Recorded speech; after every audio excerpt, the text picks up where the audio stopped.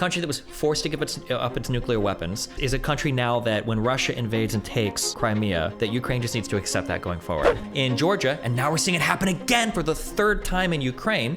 So at some point we gotta stop and say, okay, well, what if it happens with like Azerbaijan next? Are you gonna go, well, if we do anything here, it might escalate to nuclear war? Because if we're on the third loop now, it seems like at some point we need to be able to say, okay, this can't be allowed to happen anymore, right? If you're going to initiate armed conflict against sovereign states, just because you've got nukes doesn't mean we're not going to oppose you up until doing everything we can to avoid a nuclear conflict, which the United States, by not committing actual physical troops to the situation, is attempting to do. Because I would argue that a future where territories are allowed to conquer each other, insofar as long as they have nuclear weapons, is a more nuclear-prone world. That's a world where nuclear conflict is more likely to happen because more countries are going to be pursuing nuclear weapons, and then therefore more countries are going to be likely to have to use them to either defend themselves or attack other countries. And that's the future that I would want to avoid.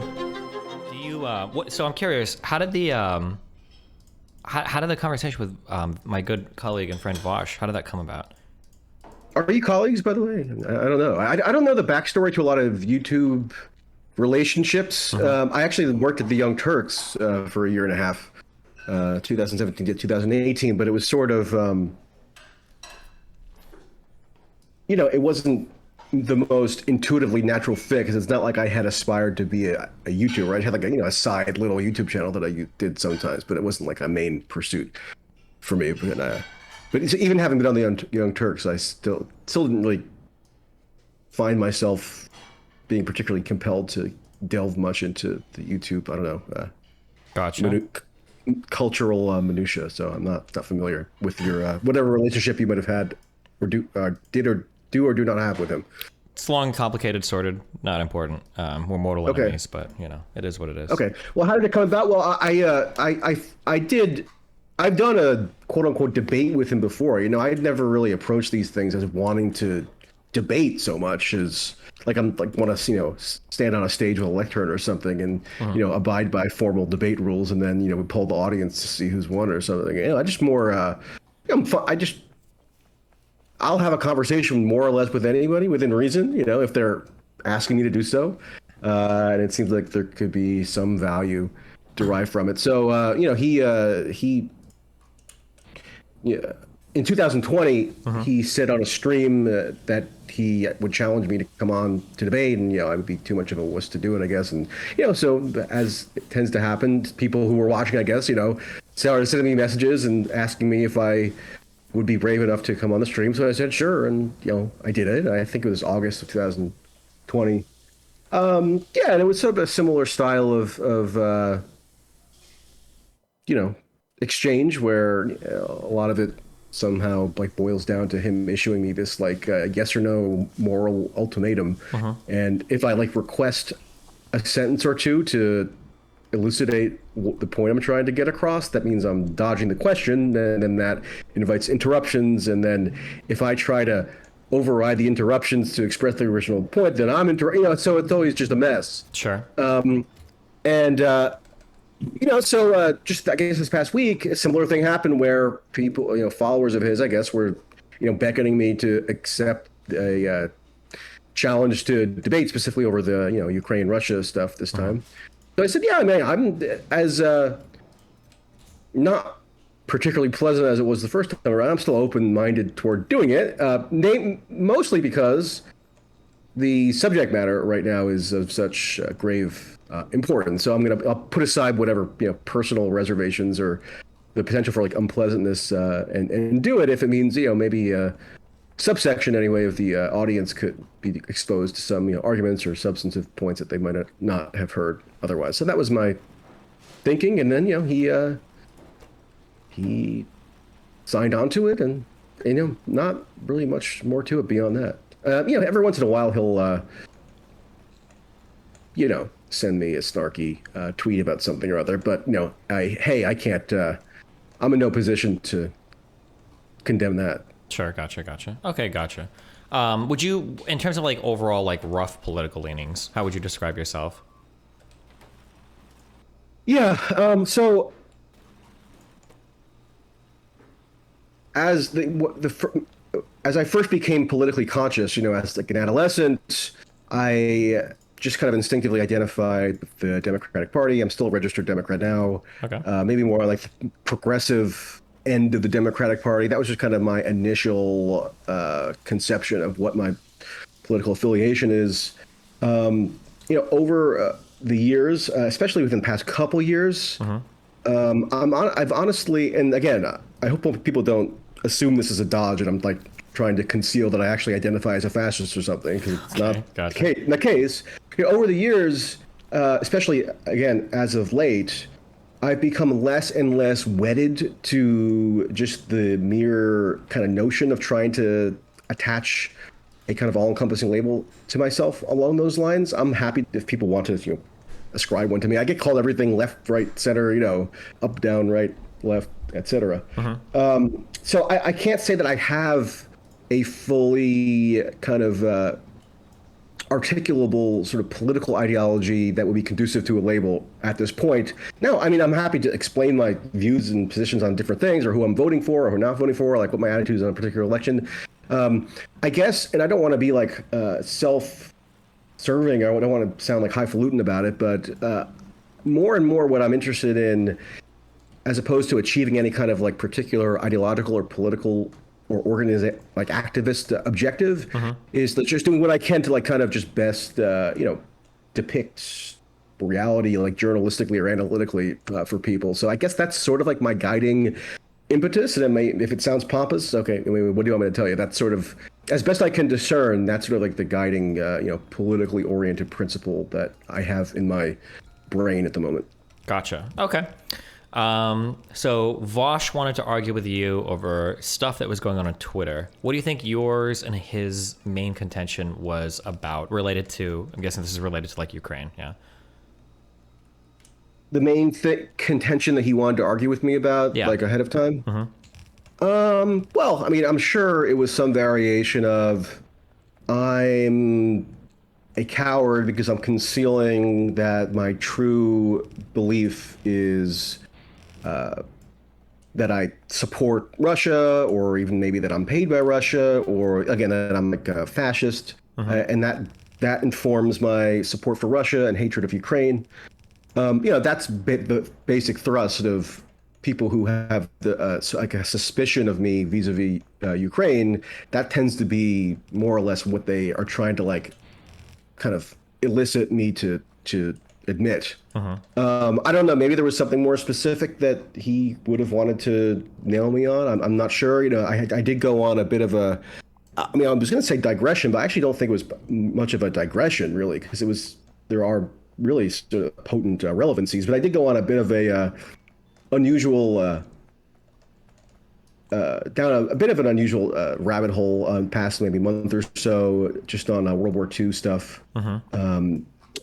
Particularly as it relates to like the relevance to the contemporary debates, because the reason why I got into the World War II stuff is because anytime I anyway mention any aspect of like U.S. policy related to the Ukraine war or U.S. involvement, or really any facet of the issue, I just get inundated with these kind of flippant World War II analogies that are supposed to instruct me as to why I'm so wrong. Because if I knew what I was talking about, I would understand that the lessons of World War II demonstrate that interventionist policy measure X, Y, or Z that the U.S. might undertake in relation to Ukraine is not only justified, but like of utmost moral importance, just as it was of utmost moral importance for the U.S. to intervene in World War II, and et cetera. Yeah, so World War II and Iraq are like two things that I hear invoked over and over and over again. So if the U.S. is ever going to get involved in a conflict, well, this is like Iraq. Or if the U.S. is going to get involved in a conflict, this is like stopping the Nazis. It seems like people will invoke these two things over and over again, to whether they're trying to draw like the moral like weight of these conflicts in, or whether they're just trying to make them analogous one-to-one to argue for some strategic end or whatever. Yeah, that definitely seems to happen pretty frequently. Yeah. So then Sudetenland was brought up frantically when Putin announced the annexation of those 4 provinces. And, they are, Sudetenland was annexed in 1938, and Putin did at least, purport to annex these territories last month. But how much you can extrapolate from the fact that those were both involved instances both involved annexations, probably requires a bit more argumentation to establish rather than just like asserting it. So yeah, and there are other aspects to the analogization as well that kind of impelled me to dig a little bit more deeply into like the source of the analogies, because what I could ascertain after thinking about it for a while is that the basic reason why the World War II analogies are invoked is because World War II is understood to have been the military intervention undertaken by the U.S. that it has the most unambiguous moral value, right? Sure. The popular understanding is no one really questions it. It defeated the Nazis, defeated Imperial Japan, it defeated ended the Holocaust. That's kind of the conventional portrayal of it.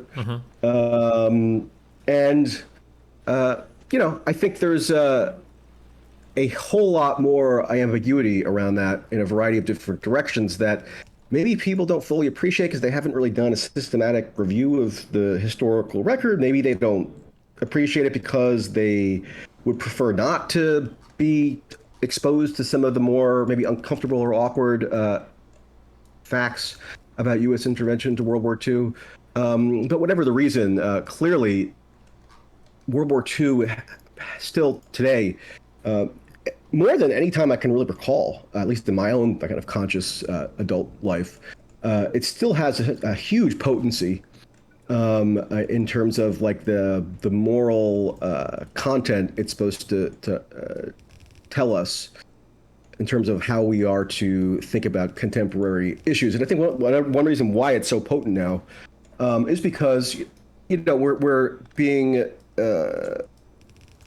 commanded to think about the current conflict in Ukraine, maybe even encompassing wider conflicts with Taiwan, but definitely Ukraine and Putin and so forth. We're being instructed to think about it in the same moral dimension as the conflict known as World War II, in that it was the U.S.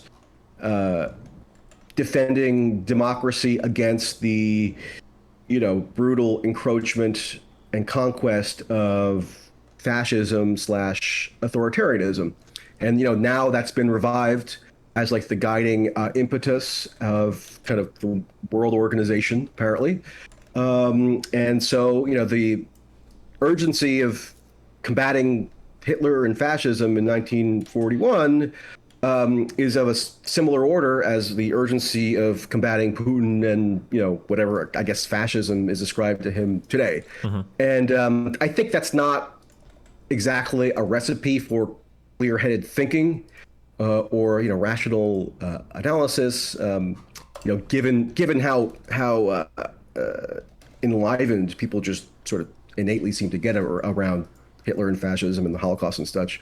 So my impression is that the importation of that sort of moral kind of formulation from World War II, really, I don't know if it's consciously intended to sow irrational thought or hyper emotionalism and then preclude reasoned debate, but that seems to be the functional effect of it. So I think it's worth sort of probing on from that angle. Gotcha.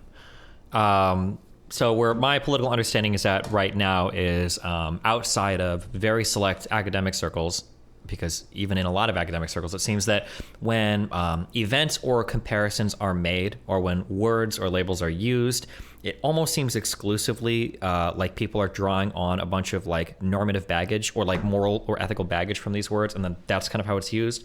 So when I see somebody say something when somebody says, for instance, you're a fascist, the way that I usually interpret that in my head is this is a person I don't like. Because if you you're bad. Yeah, if you ask 95% of people oh, well, what is fascist to you? One guy's exact answer, we fought about this over Twitter, then we came on to stream to argue about it, and his answer was fascism is when big bad guys use a lot of power to do stuff. And I was like, okay. Yeah, sure. Well, there's a short column that George Orwell wrote during World War II, during, I think it might have even been the Battle of Britain, where World War II was well underway, and he basically concluded that every rival political faction was just calling each other a fascist at that point, with no regard for any kind of intelligible definition of what fascism actually was. So the communists would be calling the socialists fascists, and the conservatives would be calling the fascists, and vice versa, and everything in between. So yeah, I mean, it's funny because it really does have a very similar function today, because it's such an amorphous concept. You could just appropriate it for whatever ends you want. For sure. And then ironically enough, even back in the World War II days, with the Soviet propaganda, even liberals were considered fascists, right? With I think it was called social fascism, was the idea that they were trying to push out to the rest of the world. I think the KPD in Germany, I think, was embracing that idea that liberalism falls to fascism, and liberals are essentially fascists, which is what you see a lot of very far left-leaning people today even say. They kind of repeat that rhetoric. Fascism is not like communism, right? Karl Marx explicated the foundational tenets of at least Marxist. Well, fascism depends. I would either agree or disagree. That was imputed to a tendency that kind of grew, not really by way of this sort of more organized ideological construction. Yeah, for sure. Fascism was kind of like a retrospective. Communism was philosopher Marx, Engels, whatever these losers are, make a political, well, not even political theory, but a philosophical theory relating stuff, and then people build off of that. I think fascism, I don't think anybody set out to build a fascist regime, right? They didn't think this is fascism, let's do it. Regimes emerged, and then we were called determined that they should be classified as fascist. Yeah. I will say though today, actually, Italy though, I think that term was used in Italy, but that's kind of an exception. Sure. Today, I think that fascism and socialism or communism are used all kind of in similar ways, where it's usually just used to say, I don't like the person, or maybe sometimes it's used to say, for the communist part, I do like the person. Because again, I feel like in contemporary conversation, communism and fascism are almost entirely divorced from whatever the fuck they were supposed to mean, which is one of the funny things, because then you'll get into these infinite arguments over, some people defend Soviet Russia under Stalin, some people don't, and then just as many people will argue whether it was real communism or not real communism or whatever, and then that's a whole other if somebody basically says, I'm a communist, they have communicated no information to me. I don't know what the fuck. Are you really for the abolishing of all of the means and modes of production and that, or do you just want more social spending in Scandinavia, but that are capitalist countries? So yeah, and that was always a running sort of paradox of the Bernie Sanders campaigns in 2016 and 20, because although Bernie Sanders himself did self-identify as a Democratic and took huge public hits for it. He was taking hits for it, but he wasn't even a socialist. What are you doing, Bernie? he never called for expropriating the means of production. Why? I mean, if that's not what you're demanding, you really need to take the rhetorical hit of associating yourself with that word. I mean, I remember in the 2000s, before socialism became at least socialism as a moniker began to become a little bit more mainstream, as with the Bernie Sanders campaigns as a vehicle, and changes in the media landscape and such. Back when it was still pretty more relegated, substantially more relegated to the fringe, whenever a Republican or a Republican pundit, or Bill O'Reilly on talk radio or something would mention the word socialist, all he really meant was someone who is not a Republican and who is bad. Yeah, or somebody that wanted some more government spending is essentially you're a hardcore socialist. Yeah, but not even that though, because Bill O'Reilly wanted more government spending, but just on the military and police and whatever. Well, that's always been the ultimate irony of Republicans, is they say that they're for us. Well, they don't say austerity in the United States, but they'll say smaller government, cutting budgets or whatever. But as soon as they get into office, it's spend, tax cut, deficit, spend. That's what they do. But they used to say that. Trump didn't even pretend to endeavor to do that. He kind of just abolished. I would say it was a little implicit when he would say we need to run this country like a business. That kind of sounds like balanced budgets to me and stuff. But yeah, the tax cuts. But he explicitly pledged, not to cut Social Security and Medicare. I mean, he basically renounced the Paul Ryan style, shrinking of the social welfare state. I think he had to, because that was always the Democrats' attack on Republicans, because some of the ultra crazy Republicans were in those talks of privatizing parts of Social Security and stuff, and that's your voter base are all old people. Yeah. Bush in 2005, right after he was reelected, that was his first attempted legislative initiative to privatize Social Security, and it went nowhere. Yeah, well, Republicans are too old now for that. I think to try to be doing that with Social Security, you're going to lose a lot of voters, but okay. The population that's actually a good point. The population just simply aged too much demographically for it to be tenable anymore. Yeah, exactly. Yeah, maybe Bush could have done it, but now 15 years later, that's a lot of people collecting Social Security that aren't going to be too happy. And as much as Republicans will talk shit on government programs, Social Security works pretty well insofar as you get a paycheck every month. You don't have to think much about it. Okay, so Ukraine stuff. Yeah. I'm a globalist, pro U.S. involvement in Ukraine insofar as they are. Very anti-Russian. What does it mean to be pro? What does it mean to be a globo homo? I don't know. I like the concept of global U.S. hegemony to some extent. Right. I'm supportive of steps for the United States, for the European Union, for NATO to kind of have these big international bodies of countries that kind of like work together, set trade agreements and everything. The slur that people on the right use for people like me are globo homos, but I would say I've encountered that. Gotcha. Yeah, go. Yeah, I wouldn't say that I dislike American hegemony because number one, it would just be deeply hypocritical in that clearly I'm reaping the benefits of living in the most powerful country in world history. I have a high standard of living, comparatively speaking. Living in America has afforded me lots of opportunities that I'm sure I would never have had access to if I, by accident of birth, ended up someplace else. And on top of that, it's funny because one of the strains of like furious denunciation of me on the internet is that like, oh, I'm just like a knee-jerk anti-American. I hate America, and that like is fundamentally why I'm presenting these critiques or like skeptical inquiries on different aspects of U.S. policy, and it really couldn't be further than the truth.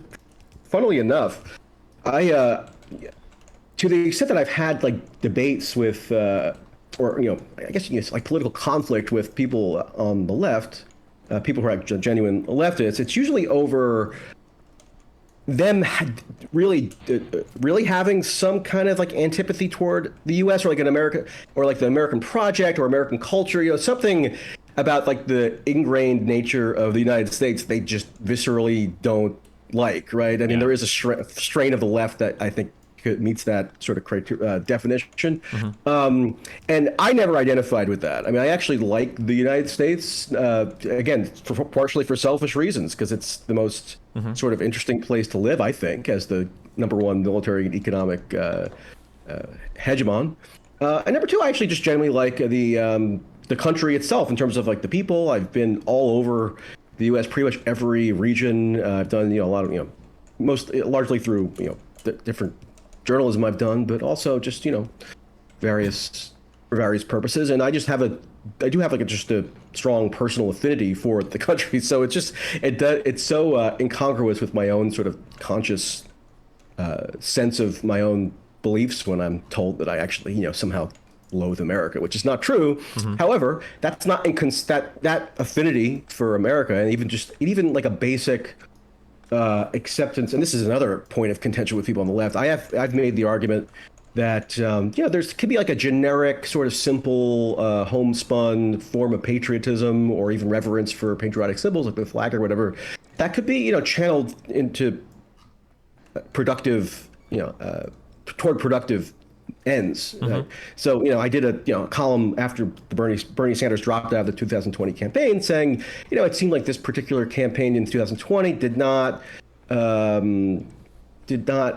adequately sort of reflect what made the 2016 campaign more successful than people thought, because there was sort of like this Americana ethos associated with Bernie Sanders at the time. Like they had that Simon and Garfunkel ad with the song America, where he's showing, the cornfields and, the 4th of July parades and whatever.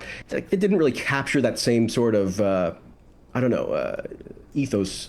And I said, okay, and I made the point along those lines, and there was a meltdown. But anyway, but whatever affinity I have, for American culture or people, and et cetera, or even my own station in life as provided by having been born in America, that doesn't bar me at all. Except, in fact, it actually probably obligates me to be ever more critical or skeptical, or at least attentive to the actual byproducts of American hegemony, namely military hegemony, because that's the most like acute expression of American hegemony, I think, and the most arguably the most influential for some countries over it. Yeah, sure, yeah. So I mean that's my attitude in terms of why I'm oriented, to what extent I'm oriented toward like scrutinization of American hegemony, not because I have like some sort of deep-seated loathing of the American project, which I don't actually think there's a lot to like about the American project that's unique in history. It's freedom of speech. I mean, the United States has far more uniform free speech protections enshrined in its founding document than pretty much anywhere else in the world ever has. And I think that's a normatively good thing. And there are plenty of other normatively good things, but if that should actually be an extra incentive to, I think, be diligent about trying to dispassionately analyze the effects, good or ill, of U.S. policy, and given again the high stakes that we're in now, where Joe Biden is saying that we're on the precipice of nuclear Armageddon. I don't know. I feel like that's probably a good reason to be even more attuned to. Yeah, for sure. It's kind of one of the frustrating things I kind of run into on that kind of same train of thought is when you'll make an argument about how like, well, the United States, we could do better in this regard or this regard, say, police brutality or whatever, whatever you think the stats are. But a Republican response sometimes would be like, oh, well, if you don't like it, like, leave the country. Or, well, we're doing better than, this random fucking country in Africa or South America or Eastern Europe or whatever. And it's like, okay, well, hold on. We're the United States of America. I don't want to be doing better than them. I want to be doing better than like the entire OECD. Okay. Like we should be competing with Germany and the UK and Norway and Sweden, not competing to do better than, like the new countries that formed out of Yugoslavia or whatever sub-Saharan African countries you want to point to. Like, that's not the goal, right? We should be the best of the best, not like the best of whatever subset of things you want to pick from. Yeah. I do think in general, progressives lost, or Democrats in general have a really hard time tapping into patriotism when I think that there are a lot of things that if you're patriotic, you can be proud of if you're on the left, like America fights for, however you feel like gender or racial stuff. We fight for things in ways that other countries in Europe haven't even like gotten to yet, Yeah, that's definitely an underutilized thing. It's talking about patriotism from a left-leaning point of view, but... Yeah, well, it's funny because when you say that it's sort of like this reflexive, conservative riposte to tell someone who has a criticism of America, get out, or something like that. But that's exactly what my impression would have been for much of like the formative years of my political development. I don't know how old you are, but like the Iraq War was 33, the thing that... Okay, I'm 34. So like the Iraq War was the thing that it was the first thing that I can consciously recollect actually developing an autonomous opinion about in the political sphere, just because, obviously it was a huge issue. And it also coincided with like the phase of, I guess, adolescence where you begin to have the ability to like sort of reason more independently on issues that, are in the political or international domain and stuff. And, we had just this, I can't tell you why exactly, but I was just had this, intuitive opposition to it. And that sort of was the organizing principle of the formation of my political identity such as existed at that time. And so whenever like a lot of kids who grew up Iraq... in like the Vietnam era were kind of defined exactly, by opposition to in the Vietnam era. Right. So whenever a criticism of Bush's Iraq policy was made, you would have this chorus of like angry right-wing pundits or whatever saying, well, if you don't like America, get out, or something to that effect. And so I always associated that reflex with the hardcore sort of right-wing militarists. But interestingly enough, 20 years later or so, a lot of that seems to have flipped, or at least I see that sort of reflex within a very, aggressive strain of liberalism or even left liberalism that is, more ascendant today. So, I know you can't really extrapolate all that much from like just online commentary, but you have to be very careful when you do, otherwise you can get lost very quickly. I know. But I can report that I can't tell you how many times people who are, hardcore left liberal of some kind, and are seeing a criticism or seeing like a skeptical point I've raised about, U.S. policy, Biden administration, whatever, vis-a-vis Ukraine, whose like instinctive reaction is to say, okay, then get the hell out. Why, if you hate America so much, why are you here? So it's pretty much the same. It's pretty much a mirror image of like in 2003 when they had the whole ridiculous freedom fries thing and everybody who didn't like the Iraq War should go live in France with Johnny Depp. Yeah, I remember.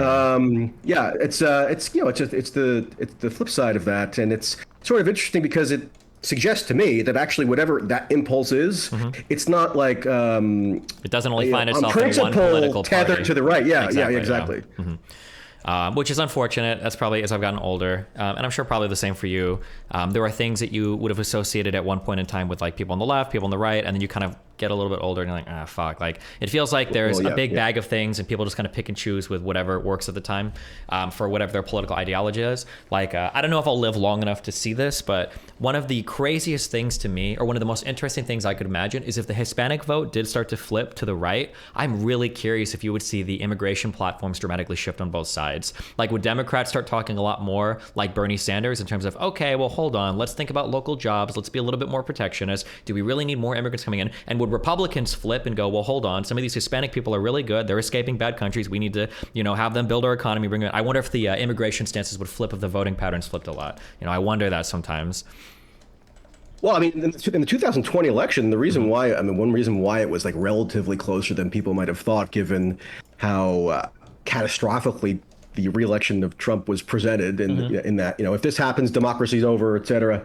The catastrophizing was, it was mutual. So if Joe Biden wins, it's like, I was one of those catastrophizers, by the way. I think if Trump would have been like that, I think it would have been one of the worst things that could have happened in U.S. history. Well, but yeah, I'm generally anti-catastrophizing, especially by partisan political operators, because my inference in observing catastrophization over the years is that most of the time it's done just out of pure partisan interest. Now, that doesn't mean partisans can't actually believe what they're saying to some degree, but there's a political imperative or partisan imperative to exaggerate the supposedly seismic differences between the two parties to like rally the base or to stigmatize the opposition.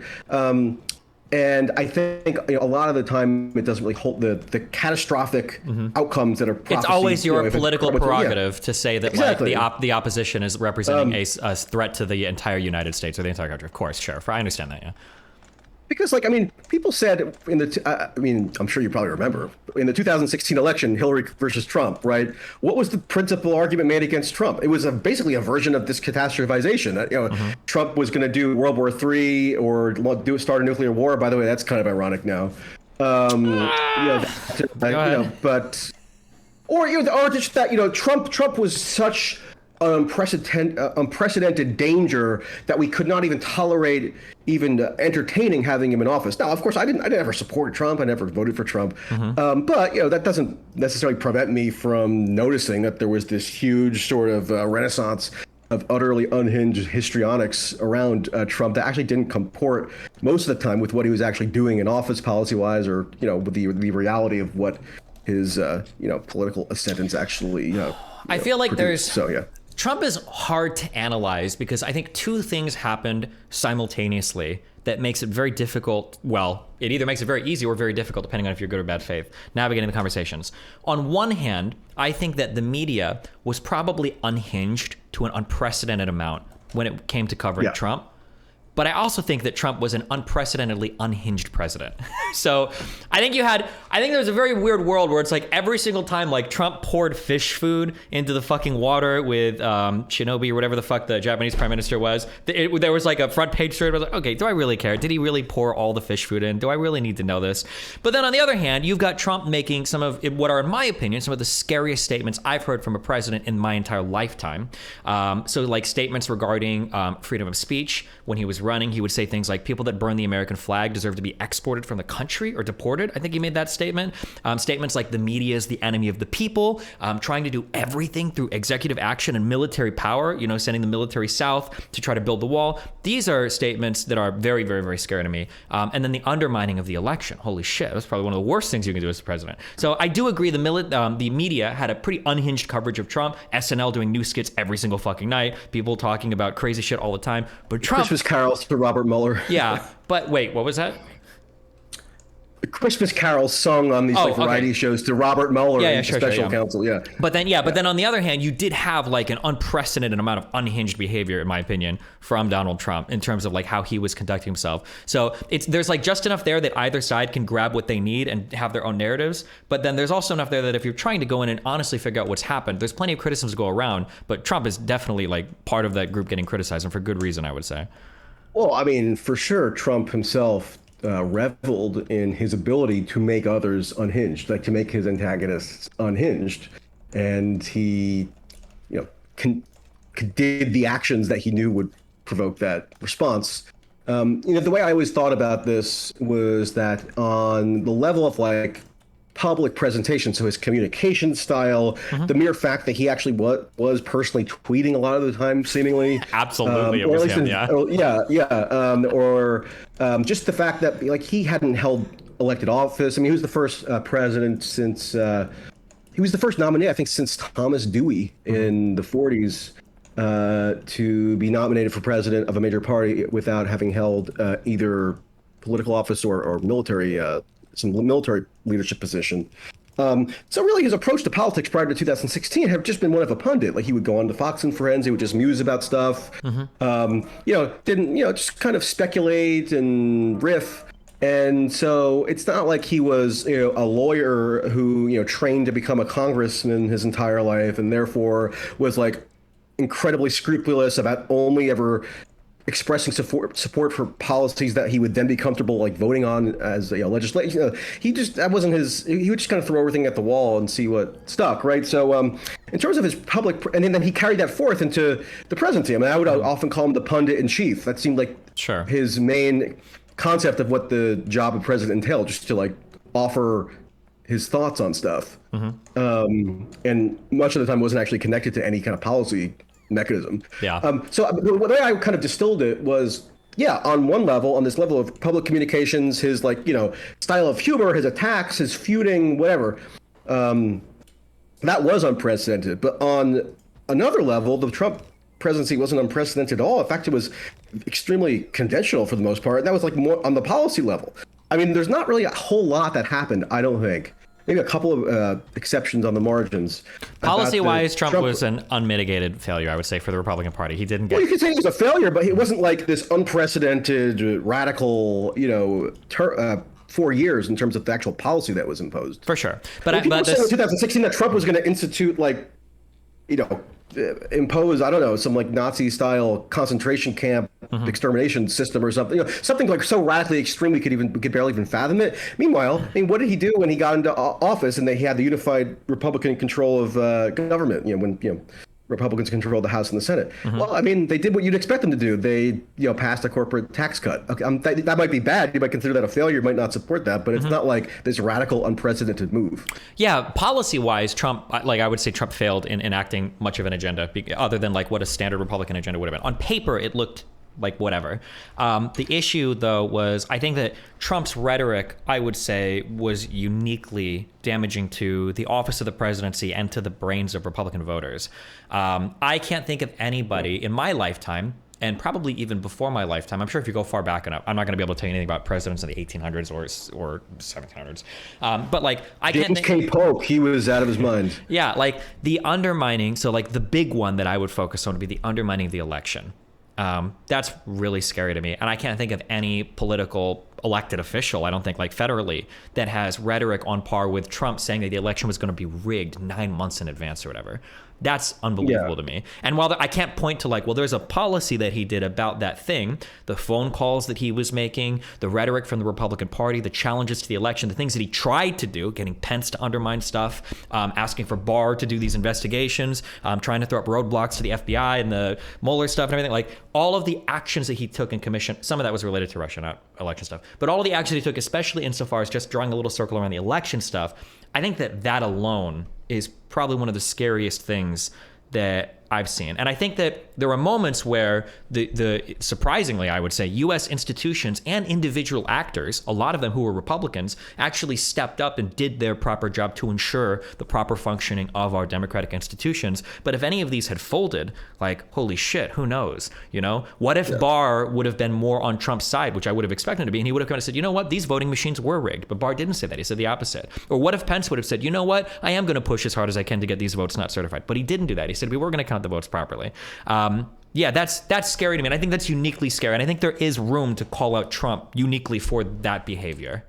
Well, I mean, the behavior post the 2020 election, I think, it doesn't have any precedent that I'm aware of. Yeah, that was before the election, right? He was saying the behavior in relation to contesting the outcome of the 2020 election, I don't think that has a precedent really in history. So that is sort of a thing that you can sort of bracket out as like a genuinely unique thing to scrutinize. But I think overall, the utter sort of monomaniacal fixation on Trump's rhetoric as the single most important thing about him, and the thing that everybody either had to be perpetually terrified by or perpetually like euphoric about, whether pro con, that dynamic itself was extremely distorting. You say that had this effect on Republican voters. Yeah, it did, of course. I mean, any president, especially one who has this outside presence of Trump, as Trump did, is going to have a sort of indelible impact on just like the voting coalition he presides over. But I mean, it also had just as strong, or maybe even a stronger impact, meaning his rhetoric, on Democrats, on liberals. I mean, resistance, right? I mean, the energization and the mobilization and like the emotional investment of liberals in particular under Trump, I think was probably without precedent in U.S. history, at least in terms of energy directed at a president. It was hugely intense, and that had electoral consequences. I mean, 2018, I want to say it had the highest turnout for any midterm election since 1914, something like that. So they were able to marshal that energy and get Democrats the majority in the House. So it was clearly had some effect along those lines, but it had also distortive effects that I think continue to dog us. So I mean, we can even bring it back to Ukraine, right? So I don't think. I mean, you tell me if I'm wrong here. You think your average Democrat is aware that the Trump administration's policy, like what policies were actually implemented by the Trump administration with respect to Ukraine, were substantially, by several significant degrees, more what you might call anti-Russia, in the sense that they were pro-Ukraine and fortifying Ukraine militarily. Trump started the provision of lethal weaponry to Ukraine. Trump elevated Ukraine into this precursor status within NATO for potential ultimate admittance as a full member. Trump and Pompeo sort of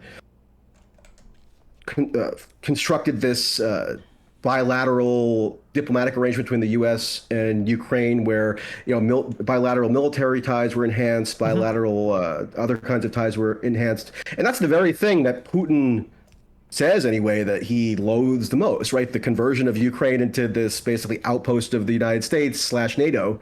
That was accelerated very drastically under Trump, whereas Obama's approach was pretty much the opposite. Not the opposite, but not as aggressive or anywhere close to as aggressive as Trump's was on that score. I mean, I was just reading today some coverage of the annexation of Crimea in 2014 and Obama's response.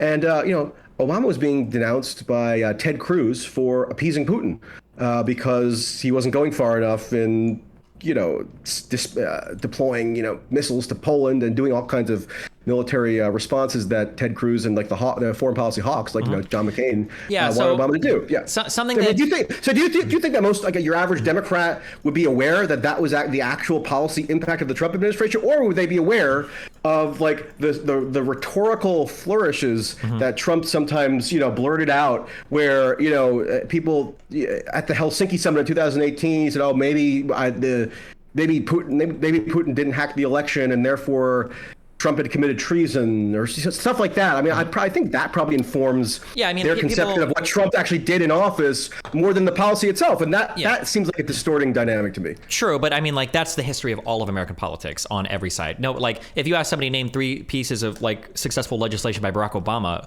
like most people don't even know the name of Obamacare, right? Like you could get different pollings asking. I think a lot of people know Obamacare. No, but they won't know that it's called the Affordable Care Act, right? They won't even be able to name that. Yeah. They'll just like, oh, Obamacare was good. And if you ask them one more step, well, what did Obamacare do? Most people would actually have no idea. What are a couple provisions of what Obamacare did? Maybe they would say like nobody can be denied health insurance. But like in terms of like actual engagement with policy, Americans in general are really bad, of course. That's one of my like that's one of my like easy wins against anybody that comes on arguing like, I think Trump is really good. And I'll say, okay, well, name 3 good Trump policies, or like 2 pieces of legislation. They're like, well, Trump wanted to build the wall, and it's like, okay, well, that doesn't really tell us much. So yeah, I agree. I'm just talking average American voter, right? I agree with you there. Like American voters aren't very policy focused; they're very rhetoric focused. They really are. One thing that I would be hesitant, and I don't know if you were walking here, if you were just giving this an example, is when we say things like, well, Trump actually was, in favor of like selling arms to Ukraine and doing all of this. And it's like, okay, yeah, sure. But some people might walk that a couple steps further and go, well, we know that if Trump would have been the leader when Russia tried to push into Ukraine and then continue to escalate this stuff, like they did when they invaded after for the recent invasion rhetoric in 2021, 2022. Sorry, my years are fucked from COVID. The current war. The current war. Yes, the current invasion. February 22, not the one in 2014. Not the one. No. That if Trump would have been the leader now, Trump would have been pushing back just as hard as Biden would have been because he sold arms to Ukraine. I don't know if that logically follows, because while you can argue that Trump was doing things to like increase arms and whatever to Ukraine, like I don't know if politically, Ukraine wasn't a very hot button issue for Americans. Most Americans didn't even know or care much about like stuff happening with Crimea. I think I heard about that in the American news cycles for like 1 or 2 days. And even Georgia was like another like 1 or 2 day thing. I heard like tanks are rolling into Georgia. Half of America was like, how did they get tanks all the way to Georgia? John McCain was the Republican nominee at that point, and he declared we are all Georgians now. Yeah, but like this was like a news cycle for like 2 or 3 days, and then it was like gone. Yeah. Mainly because I think because of exhaustion from Iraq, we didn't care at all about foreign policy at that point. We were like, fuck that. We want to focus on our own shit. Especially post. I think you're. But right just real quick on the ending of that though. I was going to say the thing that people would look at though to try to be more instructive on how they think Trump might respond to Russia pushing into Ukraine was Trump seemed to have this overall kind of very isolationist view of America with the rest of the world. And I think that was exemplified in his huge attacks, both rhetorically and financially, against NATO. And I think Trump's constant and consistent undermining of NATO is something that people would point to, and they would look at that and they go, if Ukraine had this conflict today with Russia and Trump was the president, I'm not sure where Trump would stand on that. Is his rhetoric around NATO more relevant than whether or not they sold weapons to Ukraine or not? I'm not entirely sure, Yeah, well, a couple things on that. Mm-hmm. First, on the point about whether Americans have always been more interested in rhetoric than policy, yeah, I mean, I guess you could make a case that that's generally been true, but I do think there was something distinct about how much like radically more interested they were in rhetoric versus policy under Trump in particular. Sure. I think if you ask people like, okay, what did George W. Bush do in office? They might come up with the Iraq War. They might come up with like a couple of things he actually did. Obama, they might say, they might not say Affordable Care Act, but they might know of Obamacare, right? With Trump, I think a lot of people, especially Democrats, they would just give you vagaries about how he endangered democracy with his tweets or something, right? It wouldn't be a policy-based response, most likely. Anyway, that's speculation. I mean, my strong sense, though, is that whatever gulf had existed between, interest in policy and interest in rhetoric vastly widened under Trump to maybe even an unprecedented extent. Yeah, and I agree with you that people don't really have a very good basis for making an argument that Trump would have just done the exact same thing as Biden on Ukraine had he been in office. Number one, it's a counterfactual. You can't prove or disprove it. More and more. And when it comes to foreign policy, things are so complicated. Like one thing could have changed a million other things, right? Yeah. I'm more and more weary of sort of entertaining these counterfactuals to begin with, because you can't prove anything. So how do you resolve the argument, right? Yeah. Well, I mean, my approach would just be to simply examine what did happen under the Trump administration. Yeah. That's what we do have available to assess. And ignoring historical counterfactuals, just like historical factuals are still not understood. Why isn't Russia doing as well in Ukraine as people thought? Like if that would have been a counterfactual, if we would have argued in the future, well, what if Russia would have invaded Ukraine? That counterfactual would have said they would have conquered Ukraine in 2 weeks. But now we can see what's actually happened, and even that hasn't actually happened. So yeah, historical counterfactuals, especially on huge macro events, are always like, they're fun to kind of like think about, but when people get real serious in arguments about it, like, you have no fucking idea how these massive foreign affair macro events would have played out, and to pretend otherwise is really silly. Yeah, and there's such like impossibly multifaceted, multi-causal events. The idea that you can like predict anything, you can't even predict what's going to happen in like the actual world and the factual world. So this idea that you can like time travel and like change one little variable in the whole equation, and then which trajectory it's going to go down. I mean, it doesn't make any sense. So I'm actually I'm considering fashioning like a historiographical case or like why counterfactuals just need to be discarded. That's another discussion. There's like it's like people that say like if you would have just if this country would have moved these troops in this war, they would have won the entire war and the whole history of the Clinton administration. I was like maybe they would have moved there, a supply line would have gotten cut off and they would have all starved to death. You know, like who the fuck knows? Like there's a lot of stuff that seems like it would have happened, and it, you know, the Twin Towers was the first time in history that shit ever happened. If you believe in 9/11, I don't know yet, right? The Titanic was the biggest, most unsinkable ship in the world, and it sunk on its first voyage. You know, there's a lot of crazy shit that happens sometimes, and to try to predict everything is pretty wacky. Yeah. Well, I mean, think of telling somebody in 1995, right, that within, 20 years or so, you'll have a black guy elected president and then Donald Trump elected president. I think that would have been seen as somewhat implausible. A little wacky, But yeah, in terms of, but the reason why I sort of try to insist on actually scrutinizing the Trump administration's policy record rather than like whatever he mumbled on a given day on Twitter or something, is because, I don't think most people are aware. I mean, a lot of Trump's supporters I've noticed don't like acknowledging this, and a lot of Trump's opponents don't like acknowledging this for their own reason, because it doesn't like accord with their sort of presumptions about what Trump did in office. But Lindsey Graham and John McCain, mainly Lindsey Graham, who then became like one of Trump's closest confidants, even though they had been, hellish enemies, at least ostensibly at one point in the 2016 Republican primaries. But Lindsey Graham lobbied Trump in 2017 to, break from the Obama policy of not sending lethal weaponry to Ukraine and to start doing so. And that lobbying initiative on the part of Lindsey Graham succeeded. Now, a lot of MAGA types will say, Lindsey Graham, nobody actually supports him. He's, not a real Republican. He's this, horrible interloper or something. He doesn't represent like our version of like what the Republican Party is. Meanwhile, Lindsey Graham was endorsed by Trump in the 2020 re-election campaign in South Carolina and raised the most money of any Republican Senate candidate ever in 2020. So, I mean, the idea that Lindsey Graham doesn't have a constituency or something is just that you want to call it a cope on the part of these online conservative types who like feel like they need to distance themselves from Lindsey Graham. Sure. But anyways, I mean, their lobbying initiative on Trump succeeded, right? And that pretty significantly altered the trajectory of U.S. policy in Ukraine in a direction that's arguably sort of at least helped to precipitate the situation that we're in now. And people forget, because it wasn't really well reported on or covered at the time.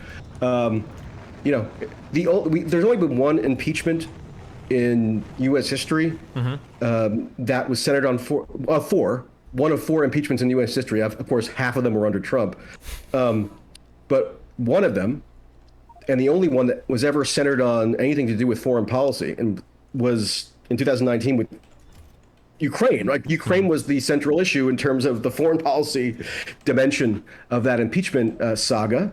And more or less, what Trump was accused of doing was betraying America. I mean, this was actually in the impeachment report that the Democratic majority in the House produced. That more or less, Trump betrayed America by temporarily freezing, but not actually ever delaying any shipments of weapons to Ukraine, because this was seen to be evidence that Trump was actually aiding the enemy of the United States, Russia, by, supposedly, but not really curtailing his weapons shipments. I don't think the issue there was as much the aiding of Russia. It was more the impropriety of abusing the office as president to try to collect like compromising information on a political opponent from a relatively adversarial country. I think that was more than just being pro or anti-Russia, no? Well, yeah, I mean, several things. I mean, yeah, they did talk about it in terms of just presidential malfeasance or corruption or whatever. But an overlaying theme, and the reason why it gained a lot of the momentum it did, was because, remember, this was a couple months after the Mueller report came out, and it didn't have the impact that a lot of Democrats would have liked, because they had assumed that they were going to be able to impeach Trump on the basis of the Mueller report. Didn't pan out, and then voila, here comes this transcript of a phone call between Trump and Zelensky, where he's like musing about, hey, can you check out what's going on with Biden, Hunter Biden or whatever in Ukraine. And then the reason why they moved forward on that impeachment, and this is what the Democrats in the House and the Congress, Gerald Nadler, Pelosi, et cetera, this is what they said, is because they viewed it as a continuation of the Russian interference / Mueller narrative, but one that was actually more actionable and could actually be form the basis of an impeachment. So if you read the articles of impeachment that eventually came from that in December of 2019, they do make references to like the foreign policy dimension specifically, and that Trump kind of gave aid and comfort to the enemy of the United States, that being Russia, by temporarily withholding for corrupt reasons these weapons shipments. People also don't know, or they either forgot, never learned in the first place. I mean, you wouldn't know this pretty much anywhere other than actually watching the testimony of that impeachment proceeding, which I guess few people did, but the Democrats' own witnesses verified that no weapons shipments to Ukraine were ever actually delayed. Sure. Well, that might be true. Regardless, I was going to say real quick. Well, that might be true. That's totally besides the point, right? Like, just like, for instance, like in the United States court system, I can be charged with obstruction for justice even if I fail to do so, right? Like, or I can be charged with like attempted murder even if I don't kill somebody, or I can be like, there are things where I think that Trump tried at multiple points to either obstruct justice in terms of his conversations with like Comey or other people, or where you could argue there was like an attempt. No, we won't go January 6th. But I think that his attempt alone to do things might be bad, even if the actual action itself hadn't had occurred. Like if a president of the United States is making a phone call and saying like, hey, I want you to look into some stuff, or, you might not get that aid. Even if they do eventually get the aid, I don't think that initial like ask in the beginning is hugely improper, a huge abuse of power for the office of the presidency, I would say. Oh, yeah. I mean, I wasn't even mentioning that to like say that, Trump was wrongly impeached or anything. I was just mentioning it to, people tend to hyperbolize and exaggerate. Or really to recall the bizarre centrality of Ukraine for whatever reason in U.S. politics in the very recent past. And then, and why I was going to get to the point as to why it could be the case or could not be that like Trump may have behaved differently. I actually think, regarding the war, I actually think there's a good case that Biden, like the actual views of Biden are highly significant in terms of how policy has been conducted right now. It's not just like this generic thing that any official would have done. Biden, because of like the impeachment saga, because of this idea that Trump was, in hoc to Russia, Biden in 2020 pledged that, one of the things he was going to prioritize in office was confronting Russia. I mean, you can look at the campaign statements from, that year. And Biden had it as one of his, ideological missions once in office to, become far more aggressive against Putin in a way that he regarded Trump as having, abdicated his duty to do. And so, one, of course, this is a counterfactual, but it's sort of interesting to speculate on and just to highlight maybe some, relevant issues, I guess, is, in December of 2021, right? So, 2 months or so before the war started, Russia sent to the United States, not to Brussels or not to Kiev or not to anywhere else, to the United States, basically a list of demands or like an ultimatum style letter, written request for X, Y, and Z assurances around Ukraine's NATO status and that kind of thing, and more or less. The United States, at the direction of Biden and Blinken, the Secretary of State, refused to even, consider any kind of real negotiation on the core demands. Principally, Russia wanted Ukraine to adopt neutral status militarily, so like not, concretely affirm that it would not join NATO, that it would not become like a military bulwark of the United States, that kind of thing. And, because Biden and Blinken, and they said this at the time, because they were so wedded ideologically to this concept of maintaining the so-called open door policy of NATO, they didn't even, wouldn't even entertain any kind of negotiations on that particular subject. That's what Russia at least said was the most important of the demands, at least as related to the U.S. policy. And so, I do wonder if Trump had been in office, might he have been kind of less ideologically attached to this notion of like the NATO open door policy? I mean, who cares about the NATO open door policy? Real quick, just real quick, just on terms of those demands, my understanding was that the Russian demands were quite a bit were pretty significant.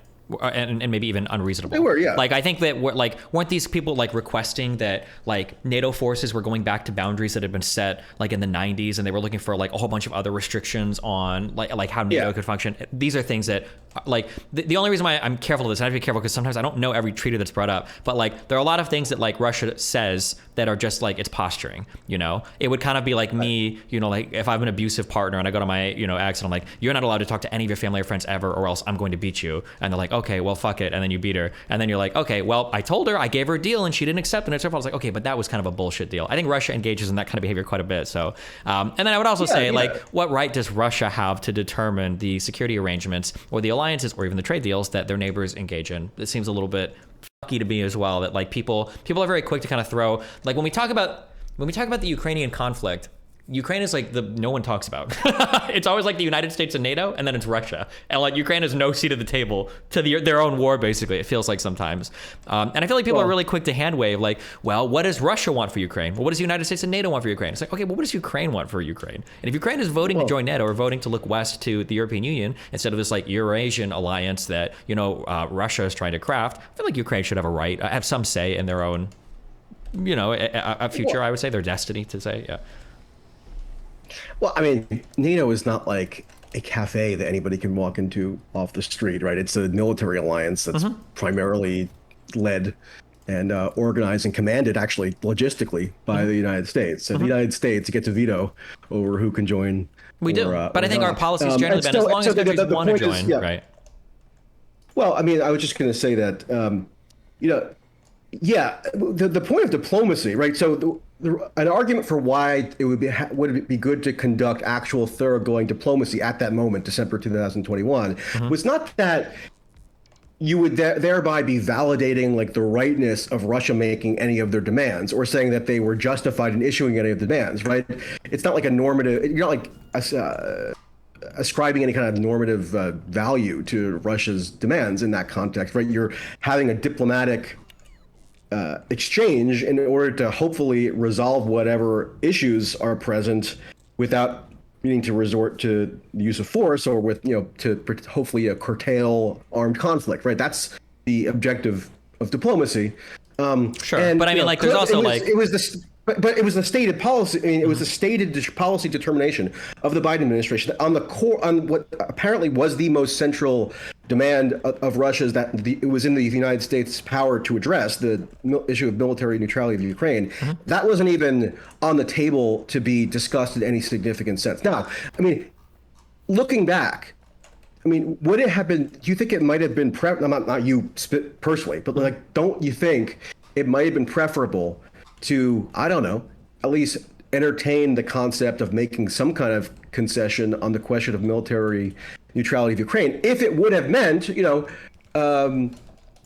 averting the war? I mean, the war is a very bad outcome, right? So maybe people like the concept of the open door policy of NATO, but like if there's a trade-off, and the trade-off that you could make is that you don't get the war and you don't get like this, you know, Cuban Missile Crisis scenario ran, and, you know, $70 billion of limitless quote unquote aid being sent, et cetera. And like, we don't know where the escalatory spiral is going next. It seems that in hindsight, and I could have told you this at the time, and I did say it, this weird sort of zealous attachment to like the everlasting primacy of NATO's open door policy seems like a bit strange in terms of priorities. Why does it seem strange? Well, I mean, because I mean, if your priorities, to me, the most rational priority in this situation would have been to prevent the war from breaking out, right? And, you know, in theory, let's look at if a concession along those lines, or at least like entertaining diplomacy in a meaningful way on that particular issue, could have forestalled the war or preempted or averted it entirely. Yeah, I understand what you're saying there, but like that's ought to have been done, and they just like on an ideological level refused to do it. And I think a lot of that was informed by, you know, this like radicalization or this intensification of the Democratic Party, like national security establishment, even Joe Biden himself over the course of the Trump years, you know, where Trump was Putin's puppet, got to impeach him over Ukraine, Robert Mueller, all this kind of hardened attitudes toward what kind of negotiations could be tenable with Russia. And I think that seems to not have produced a very great outcome. Well, I mean, I don't know. It might have produced the best outcome. right? That's hard to say. Right now we're saying that, well, yeah, it's possible. Because right now we're saying it's easy to say that war could have been avoided potentially. But what does avoiding war look like? In my opinion, and in the opinion probably of most people in Ukraine, the 2014 seizure of Crimea was wholly unacceptable. That was, you can't just take territory from a country like that. So once we've gone past 2014, we're already in a pretty fresh area of, at least from the 90s, from 91 onwards, where a country is stealing land from another country in Europe. But it's a pretty crazy thing that's going on. So from 2014 and onwards, like, what do our negotiations look like? Do we say, okay, well, you conquered that fair and square, you get to keep Crimea. Ukraine doesn't get any kind of like seat at the table for NATO, even though they should be a free country that has the right to determine their own security status. And then when you look at Russia and you look at how they've treated other neighbors, namely Georgia, where they've played out this exact same scenario, where South Ossetia and Abkhazia were independent territories that were peeled off, and then Russian freedom peace troopers came in and they arguably genocided some Georgians and moved some people out, and then they did the same thing there. When Ukraine looks at like countries and situations like that, and then when they have the right to choose what they want to do, like, what right do we have to say in the Western world to tell Ukraine, well, listen, we don't really care what you guys want to do at all. We don't even care what Russia does to you. You guys just have to kind of sit there and chill, and hopefully a war doesn't break out. Hopefully nothing happens, even though Russia's already stolen some territory from you. Like, I don't know what the negotiation looks like. I'm curious. Like, what can you imagine, like, the negotiation looks like with Russia? Like, what do we even say there? Well, number one, it's the job of professional diplomats, namely like the chief diplomat in the United States, the guy who runs the State Department, Anthony Blinken, to come up with diplomatic avenues of diplomatic engagement, even in really difficult, seemingly intractable situations. I mean, diplomacy is a thing you do not because there are easy, obvious solutions for every global problem, but because like you have to actually work to resolve them. So I don't know. I just think in the range of possible outcomes, if I could, go back to maybe a year ago today or something. And if you had given me like 100 different outcomes of things that could happen within the subsequent year, the largest ground war breaking out in Europe since 1945, and like a nuclear crisis that's as comparable to the Cuban Missile Crisis, according to Joe Biden anyway, and this just kind of brinksmanship going in every direction, and recession seemingly in Europe, in part because of the energy crisis and inflation, everything. It would have been like, I don't know, maybe in the top 5-10% of bad outcomes that could be possible. So yeah, I mean, would have a hard time thinking that this is like one of the better outcomes, but maybe like my range of potential outcomes is too limited. So, well, which is all just to say that clearly there. I mean, I don't know for sure, right? We don't have a full record of everything that went on. Yeah, just to guide your answer. Just to guide your answer, because you said that when you said this is one of the worst outcomes. In my opinion, any scenario that has Russia holding on to Crimea is a worse outcome than the war that's happening right now. That's how I would view this right now. Really? Yes. So, okay, let's say in theory, how can you let a country just invade a country and steal their shit? That's crazy. That's fucked up, right?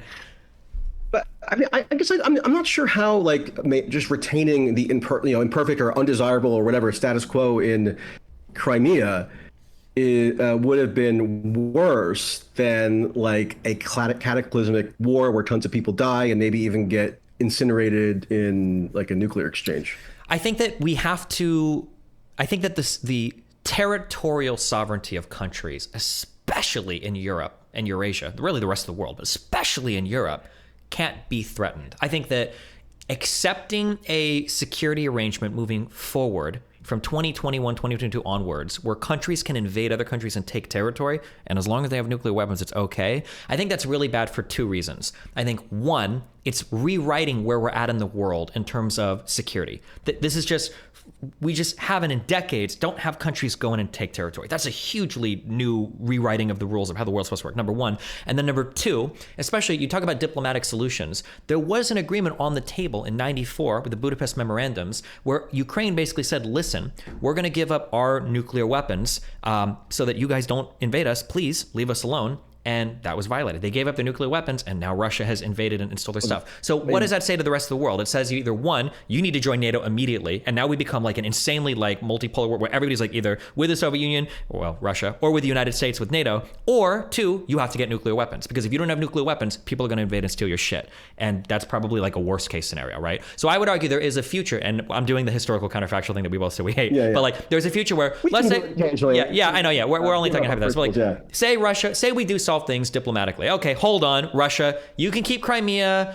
I don't know about in the Donbass, whatever, but like you keep Crimea, and then we kind of reset everything now. Every country that is a non-aligned country is like, okay, well, it's cool you guys do that. I need nukes immediately, because fuck me, if I don't have nukes, somebody can steal my shit. And as long as they have nukes, I don't have a right to defend myself, and the whole world is going to succumb to their nuclear power. I think that's a really bad rule to set, which is why I would argue that, to back to my thesis, any outcome that involves Russia maintaining control of Crimea, just because they could be nuclear bullies, is a really, really, really bad outcome. Okay, I still think it seems pretty obvious to me that like nuclear war versus Russia retains Crimea, nuclear war probably worse. But yeah, I mean, first of all, on the Budapest memorandum, people bring this up all the time.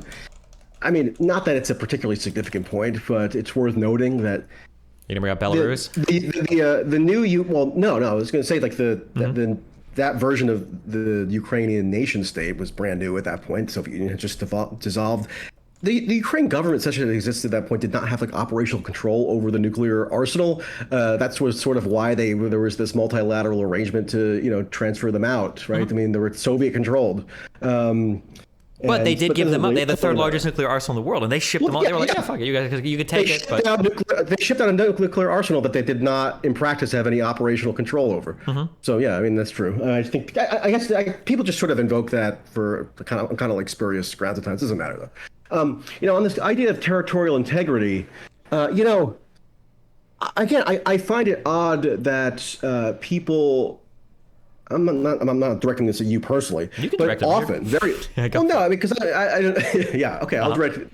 I find it a bit odd that someone could at least claim to place such primacy on this adherence to like a extremely basically an abstraction, right? Territorial integrity that really is never adhered to in any universal sense. Like, so people claim to favor somehow on principle territorial integrity. I mean, you could like read the Riot Act of flagrant violations of so-called territorial integrity that for some reason don't ever impact on the people who claim that they're the huge supporters of territorial integrity, and that's therefore why they're so passionate. Oh wait, what's like an example of that? What you think with Ukraine?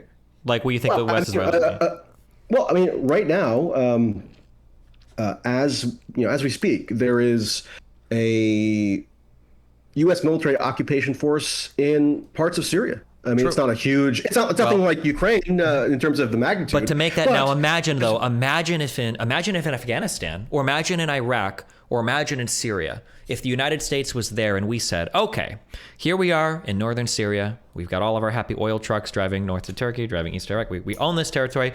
We're actually going to take this territory from Syria. It's either going to become a breakaway state, or it's going to become a territory of the United States of America.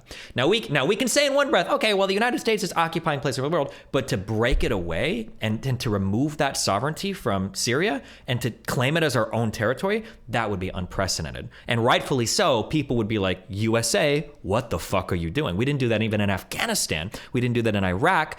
We didn't do that in any, like, that would be just unbelievable. It would be a huge escalation in terms of threats to territorial sovereignty, even if we do have like a military presence somewhere, I would say. Well, I mean, I've heard people try to make that distinction before. I think it's most, not entirely, but at least partially a distinction without a difference. The U.S. does claim authority and like literal legal jurisdiction over the areas in Syria that it currently occupies. I mean, U.S. military law prevails on those territories. It's a big difference. It'd be a big difference if we said we're carving out this part of Syria to be it would be a difference. It would be different. Not a difference out of distinction, a huge difference. The whole world would look at us like, USA, what are you fucking doing, right? Because now we've got like Article 5 triggers in the fucking country of Syria if you fuck with the territory, which is kind of what Russia's Russia's going for with Crimea and in Luhansk and Donetsk, where they're trying to say, like, okay, that's our territory. If you attack us, we can nuke you because that's our actual country they're going to war with now, right? That's kind of what they're trying to do. And I think people would rightfully look at the United States and go, you guys are crazy. You need to stop that, USA. You can't actually take the land. You can have some military jurisdiction, fine, right? We do that in Guantanamo Bay, down in Cuba even. But, like, it's different than, like, this is our territory. I know it was yours, but now this is our fucking country, right? I think that's yeah.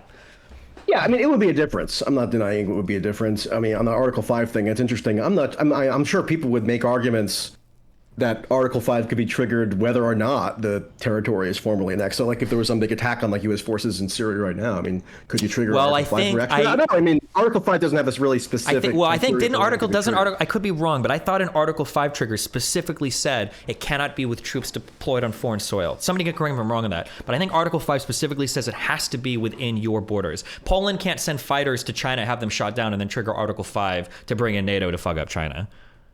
I'm not 100% sure. I was at the NATO summit actually this year in Madrid, so I tried to familiarize myself as much as possible with, like, the NATO bylaws. But what you basically figure out eventually is that it's NATO is whatever the U.S. decrees NATO is going to be. I mean, it's the primary military power. So yeah, on paper you have some of these rules and procedures and stuff, but those aren't, like, binding, or it's not like the Constitution, right? I mean, they can be changed. And I mean, they could be, but it's not like we've stuck pretty hard to, like, the NATO shit. I don't think that, like, I don't think that there's, like, times where, like, the U.S. is doing stuff where, like, every country is like, fuck you, United States, you're a piece of shit or whatever. Like, I think NATO works as a pretty slick, unified alliance. Like, we move, like, even earlier you mentioned the idea, like, well, the U.S. has veto power in countries joining. Every country has veto power. In order for a country to join NATO, every country has to be okay with it. I think NATO works pretty well as a military alliance. I mean, like, there's a reason why NATO countries don't get, invaded. There's a reason why Ukraine looks and sees what happens to Georgia, looks up the Baltics to see how secure those guys are sitting, and they're like, I kind of want to be in fucking NATO too, I think NATO works, like, pretty slick. Well, I mean, there were a lot of people who were pretty unhappy about, the NATO bombing of Yugoslavia in 1999, NATO bombing of Libya in 2011, which, had nothing to do with any kind of Article 5 trigger.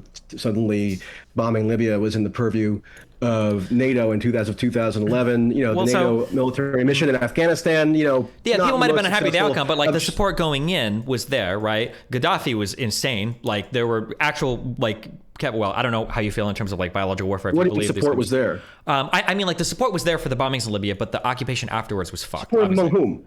The support from NATO countries for for NATO operations in Libya. Well, yeah, I mean, there was sufficient support among the governments of the United States, France, and the UK to launch the bombing. And then same thing with, like, Yugoslavia and, like, the Serbians and genocide. Like, I think that there was support. I don't think people think it was a particularly great outcome to do regime change in Libya, and sure, the outcome was fucked. We all agree with that. A migrant crisis, and mass sort of instability, and Gaddafi getting, like, rectally raped in the streets. I mean, that wasn't, like, the most heartwarming thing. For sure. I guess the point I was going to make, though, was that this idea that, like, territorial integrity is somehow this, like, overriding principle that we all aspire to, and that, like, dictates what outcomes we think are good versus bad.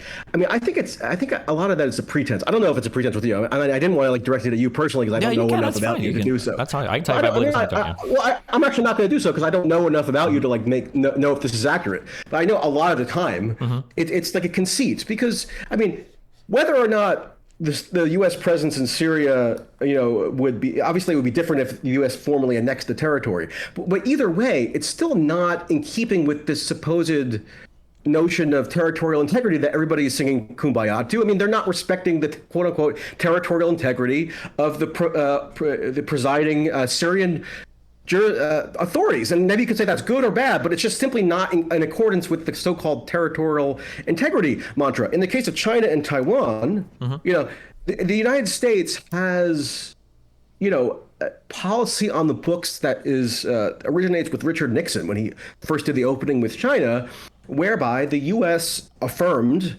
that Taiwan was solely and irrevocably within the jurisdiction of mainland China.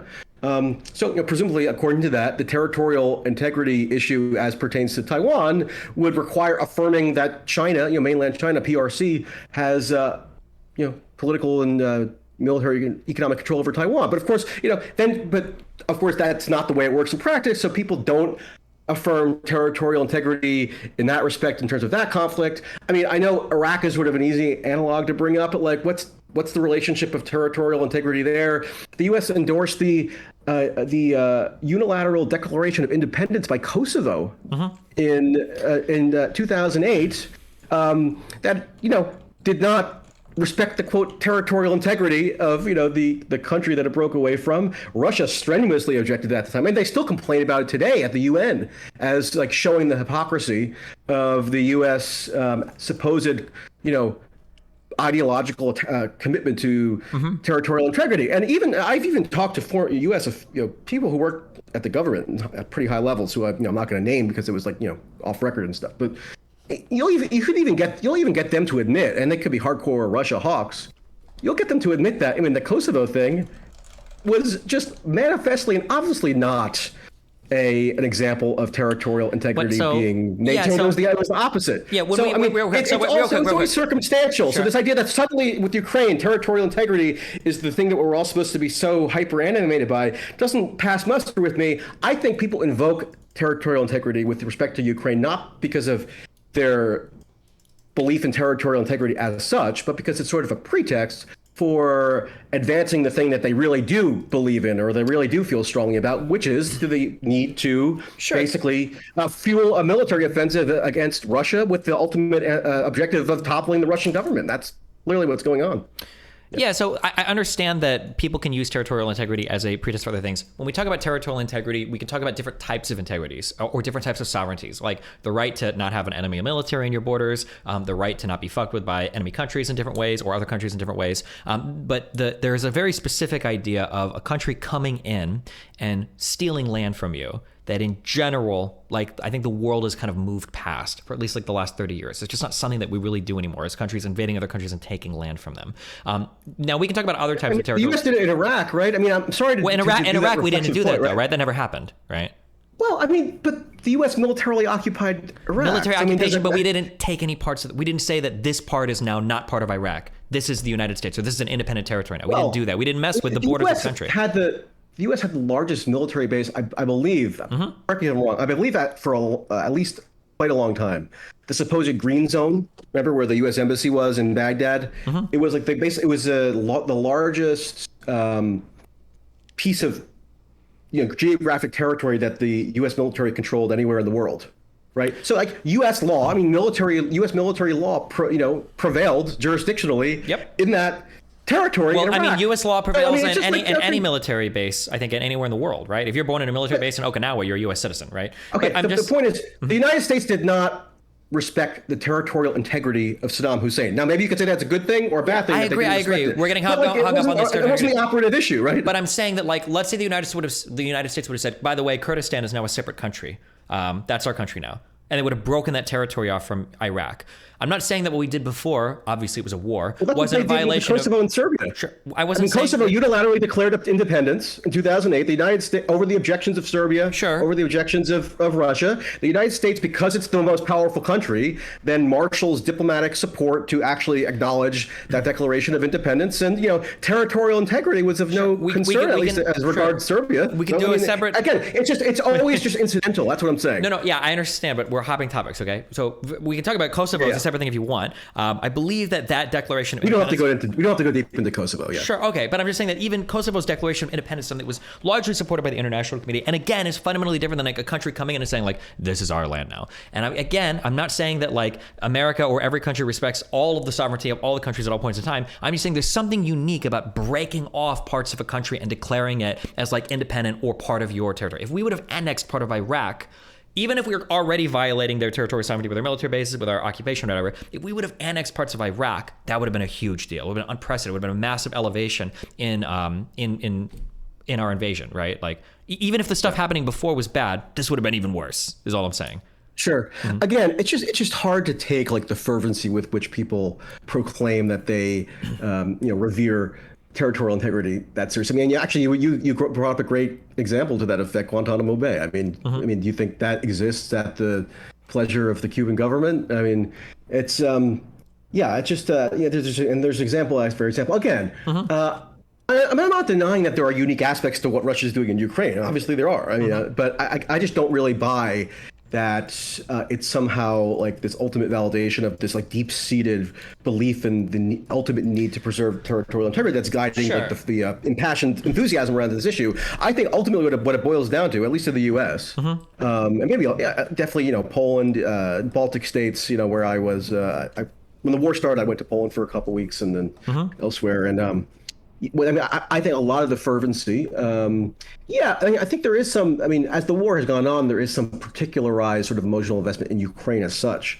But the ultimate driver of the fervency, and the utter fervency with which this war has been followed was incredible. I looked at there was a study by this guy who just logs what every U.S. nightly news show covers each day, and the amount of coverage of the Russian invasion of Ukraine in February, March 2022 dwarfed coverage in terms of ultimate airtime of the U.S. invasion of Iraq in 2003. People got mega. But it's because you've got a European country that's being invaded by Russia. Yeah.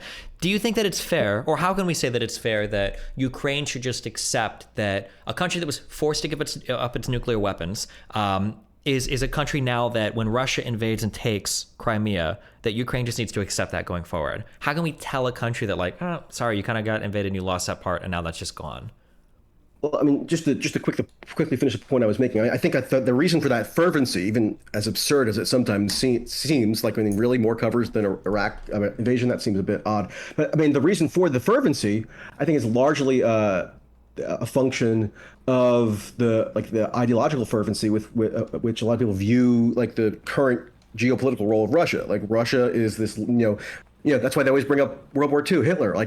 People think Putin is Hitler 2.0. And so there's this existential urgency required to combat him. Also, he's going to blitzkrieg through, the rest of Europe and that kind of thing. I think that explains a lot of the kind of moral, at least purported moral passions around this issue. In terms of what Ukraine ought to have accepted, I don't know. I wouldn't be in a position where I'm instructing certain countries what they ought to do. But that's kind of what, if we're talking a diplomatic solution, that's kind of what we're at, right? We're basically telling Ukraine hey, you need to accept this, right? Well, you talk about the Ukraine agency thing. So people sometimes frame the conflict as the U.S. versus Russia, and that sort of neglects the agency of Ukraine. That's a point I hear a lot. I think that people would make that point maybe reflects somewhat of a lack of understanding of what U.S. policy has actually been in Ukraine, because it's been underplayed, or it's been maybe not quite as the magnitude of it hasn't been emphasized in the way it should be. And it's not just that the U.S. is, quote, giving aid to Ukraine. I even think the word aid itself is sort of euphemistic and probably propagandistic, because the word aid just seems to connote first aid kits or something. The U.S. has more or less single-handedly, not entirely single-handedly, but mostly single-handedly, orchestrated and subsidized and operationally coordinated the entire Ukraine war effort. The U.S. is the chief. I was there when the war started, where I could actually see the United States military installation that had just been created in this city in Poland, Yeshiv, where they're actually coordinating the plane shipments coming in from different NATO states. I'm sure the United States, the U.S. doing it. Ultimately. The United States definitely doing a lot. I don't think I would say the United States is single-handedly. Now, we're definitely a huge financial backer, but I don't think the United States is single-handedly coordinating the Ukrainian war effort, right? Single-handedly, maybe you could quibble with that term. I would quibble a lot. Otherwise, I don't think hugely the most significant external player by many. That might be the case, sure. Most significant external, but a lot of other countries are contributing as well. But sure, another way, but they're cooperating under the aegis of the United States, with respect to NATO. Or so the U.S. is the one who's organizing the international effort such as it exists. So it all kind of comes back to the U.S. But another way to think about it, why is it that when Russia rather issued that ultimatum style demand in December of 2021, why is it that they sent it to the U.S.? and not to Brussels or Kiev or Timbuktu? Well, it's because the only state that had the power to do something conceivably to redress the grievance that Russia was presenting was the United States, because it's the one who is the relevant military power as relates to Ukraine. So yeah, I mean, if there were to be a diplomatic settlement of any kind, I think it's almost certainly a total misconception to say that it could just be arrived at bilaterally between Ukraine and Putin somehow. I mean, well, I mean, if Ukraine was willing to settle, by definition have to. Well, it would have to involve the United States. Well, if Ukraine was like, "No, we're done fighting," I don't think the United States would force them. Like, "No, you're fighting until this war is over," right? I think the issue is that Ukraine wants to have their territory back because it's their country, and everybody 91 onwards, Russia included, agreed to it. So I think Ukraine has the right to be like, yeah, we want help until then. And if that is the case, the United States is going to be a big leader in coordinating that help to Ukraine. So of course you're going to have to negotiate with Ukraine or with the United States if you want, Ukraine to stop getting help. But if Ukraine wanted to stop fighting, I don't think the United States would force the issue and be like, no, you're locked in this war forever. Yeah. Well, of course. I mean, I guess one way to think about it is this: if tomorrow the United States just decided to withdraw support from Ukraine completely, right? I mean, what do you think would happen? Well, at this point, I truly don't know. I'm not actually sure at this point in the war. Maybe it's not a great. Well, let's say they never got involved at all, like when the invasion happened. Sure, right? Then Ukraine likely, without Western support, would have failed for sure. Right. So the U.S. in that sense is pretty much the prime mover, at least in terms of the military situation. Not to say that there's no impact by like whatever tenacity the Ukrainian military has, or certain know-how that they could demonstrate. But fundamentally, in terms of like the ultimate power dynamic, it's the United States and Russia. And I think this sort of appeal to Ukrainian agency a lot of times tends to be like a deflection tactic to like divert scrutiny from U.S. policy. So even Biden himself does this. He did it this week. He said, he repeated this like a catchphrase that Anthony Blinken taught him, where he says like nothing about Ukraine without Ukraine, which means that the U.S. is not going to make any decisions that could possibly thwart what Ukraine says it wants to do, which is like ridiculous because, I mean, nothing about Ukraine without Ukraine, that itself is a policy decision made by the U.S., right? So it's not Ukraine trumping the U.S. It's the U.S. willfully sort of outsourcing policy judgment to Ukraine. So for some reason, even though the U.S. is on the hook for like $70 billion, that the U.S. citizens are at as greater nuclear risk than at any time since Cuban Missile Crisis. Sure. And, which is the fault of Russia, not Ukraine or the United States, right? Well, I mean, it's the fault of Russia if Russia fires a nuclear missile at the United States, and that ultimately is the fault of Russia who pulled the trigger. But I mean, it's kind of, the United States, the U.S. and Russia are the two largest nuclear armed powers. Actually, Russia's arsenal is larger. So they always have acted, But yeah, I know what you mean. Well, I mean, if you look at like the official data, I mean, I don't know. I haven't inspected the nuclear arsenal. Sure. I was just saying, like, Russia had also the second most fearsome military in the world too, but I just don't know like how much is on paper versus how much is functional. But no, yeah, they have a huge nuclear arsenal, of course, yeah. Right. So I mean, it's always, since 1945, it's always been a tit for tat type dynamic between the United States and the Soviet Union and then Russia in terms of how they sort of manage their like nuclear relations. Sure. So this idea that of course, if Russia does something, I mean, if Putin does something absolutely insane, which I don't rule out, because war makes people crazy, which is actually why you may want to consider prioritizing some sort of diplomatic settlement or at least some cessation to hostilities, because as wars go on, all sides involved, tend to get crazier and crazier, less amenable to reason, and even broaden their war aims. Zelensky and Putin have both broadened their war aims since February, which is not great because it makes is that true? Settlement less tenable. Yeah, I thought Russia hasn't Russia continually narrowed their aims. Because I think Russia's initial goal was a conquering of Kyiv. Then it changed to just the Donbass and Crimea, and now it's changed to like trying to get peace. Because it's starting to look like they could potentially even lose Crimea. So I think Russia has become less ambitious. I would argue that seems to be the case, unless I've missed something. Well, I mean, when the invasion was launched, Putin disclaimed that Russia was at least seek. I'm saying this is just in terms of what the leaders have said, not like the ultimate metaphysical reality.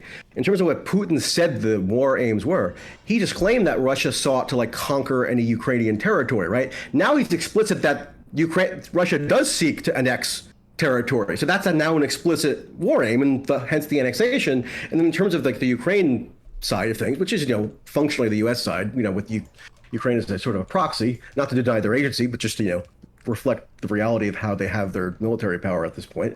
When the war started, the like Zelensky and top Ukrainian officials were much more like bearish about what could be accomplished. Like initially, it was sort of far-fetched that there could be any kind of offensive into Crimea.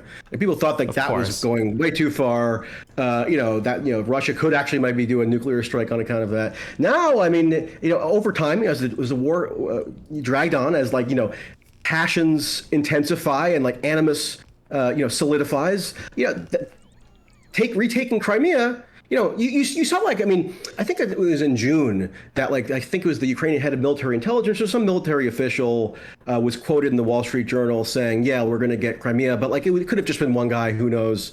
But more and more that idea gained momentum, and now it's crystallized into what appears to be the officially stated policy of like the Ukraine war effort, such as it exists. They're going to retake Crimea. So that's an expansion of war aims. And yeah, it's not surprising. This is what happens. I mean, the U.S.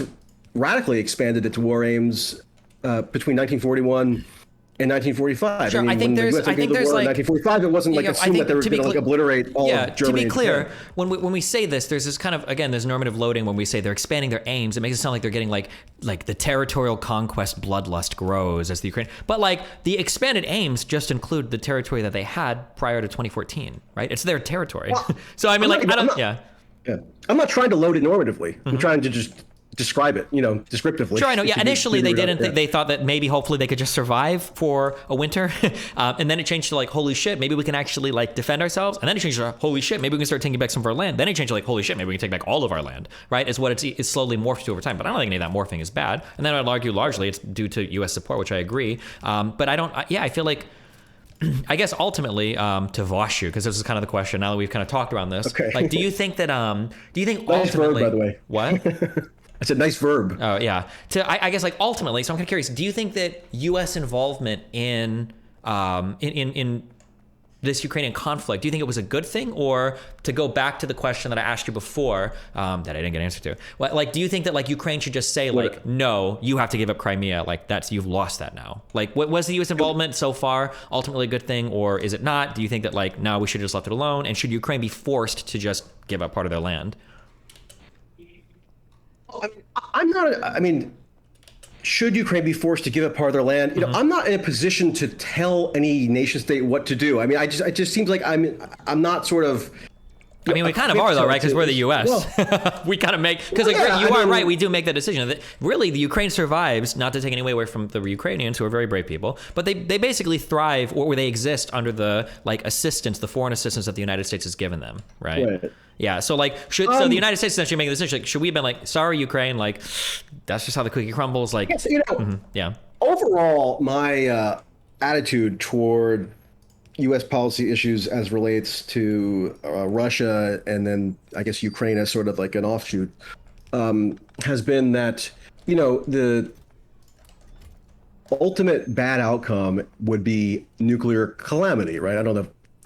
It didn't used to be a controversial statement. Now people think if you say that, it means you're propagandizing for the Kremlin.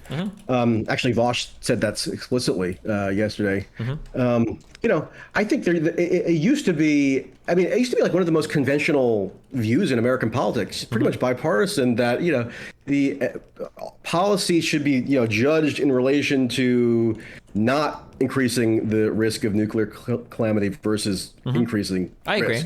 I will say, that would be like that would kind of guide my judgments on this sort of thing. And so could I say insofar as a nuclear calamity thing? Like if like one particular option on Crimea would like.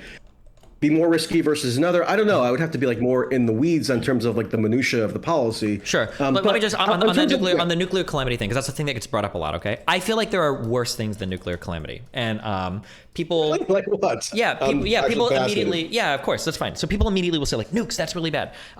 Nukes, where we're at right now, would probably be pretty bad. I would agree that would be a really bad thing. But I can think of two things that are worse.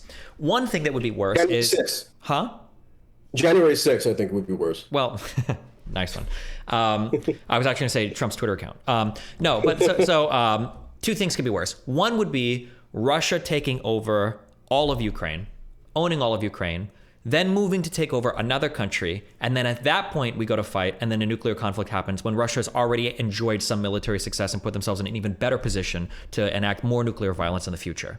And I would argue that Ukraine, I'm going to use that horrible word appeasement, that the appeasement of Russia by giving them Ukraine could theoretically embolden them for future military conflict, which could actually increase the likelihood for nuclear conflict in the future. So that would be one worse outcome than nuclear conflict, than potential nuclear conflict right now. A second worse outcome would be the idea that the rules of the world are such that if you have nuclear arms, you basically have unfettered access to your borders. You can go and invade whoever you want, take their shit, and that's the way of the world in the future. And then we're all warring and fighting with each other. And then invariably that will lead to some nuclear conflict as well, either involving India or Israel or Russia or Germany, France, some other nuclear power. And I would argue that those are two highly possible outcomes if we kind of go down this road of acquiescing to Russia, being like, oh, well, you know, we've got nukes, so we can do whatever we want.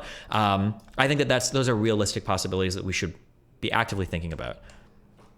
I'm not clear on how Ukraine being obliterated in a nuclear annihilation would be less bad than like a couple of provinces in the east of Ukraine being annexed by Russia. Well, not that I'm endorsing the annexation. Yeah. It just seems like, you know, everyone in Ukraine dead and incinerated is worse. Well, so like here's the question is, let's say that they took those territories from Ukraine. Why would we expect it to stop there? Maybe you couldn't expect it to stop there, but again, the nuclear scenario, everybody's dead anyway. Yeah, but like this is always the issue of like negotiating with terrorists. This is the concept, right? Let's say that we say, okay, fuck it, you can have that. Well, what if Russia sets its eyes on like Romania or Poland or Hungary or some other country, or they look to south to Azerbaijan or some other Euro-Asian country, or Georgia? They want to go even further into Georgia, right? At some point, you agree we have to pump the brakes. We're like, okay, hold on, dude. Just because you have nukes doesn't mean you can do this. Like, and then what? They're just going to nuke in the future from an even stronger position? Now, again, contemplating between nuclear future A and nuclear future B is pretty dark. But if they're the ones that are aggressing, like, well, fuck, what do you do? Like, why would we expect Russia to stop at Crimea when they've done the same thing in Moldova, when they've done the same thing in Georgia, and when they're doing the same thing now in Ukraine, and when the Soviet Union has a history of doing stuff like this? Well, that's another whole other can of worms, because like the ideological nature of the current Russian state, you know, bears very little relation to the Soviet project. Does it? But it doesn't matter. But that's. I was going to say, to be clear, Putin said that collapse of the Soviet Union was like the biggest geopolitical disaster in history. I think he said. Well, yeah, he said that. I mean, that. And then he's also kind of sort of building on this concept of like, I think he calls it the Union State with the Russia, Belarus, and he wanted to include Ukraine in it, and they're kind of like new trade union. It's not exactly the Soviet Union, but like it's kind of. Well, that was He did say that in 2005 in a quote that gets incessantly repeated and, you know, pretty much not properly contextualized. I mean, my reading of that quote is that he was not like pining for like the glory of like the Soviet ideological project or of, you know, like, communism or something. He was saying that the dissolution of the Soviet Union resulted in kind of the sudden separation of peoples of shared kind of ethnic or heritage and so forth, who are like divided among like arbitrary state boundaries. And, you know, I mean, I agree with what you're saying. The dissolution of the Soviet Union was bad in this sense, in that it precipitated the absolute worst economic crisis maybe in Russia's history ever. I mean, life expectancy, I think, went to like 55 years old for something for men. I mean, it was economically it was bad, but it also spoke to something that Dugin had written about, the political guy whose daughter was killed, and something that Putin believes, and that there was also this great separation of like the Russian identity, that there were all these Russians that were lost in other countries, and that the overall dissolution of the Soviet Union like fractured them as a people. And it's been a while since I've read that speech, but I think he even points to like separatist movements that are growing in like Chechnya and stuff. He was saying like, look at this, like the Soviet Union collapsing was a disaster for everybody involved.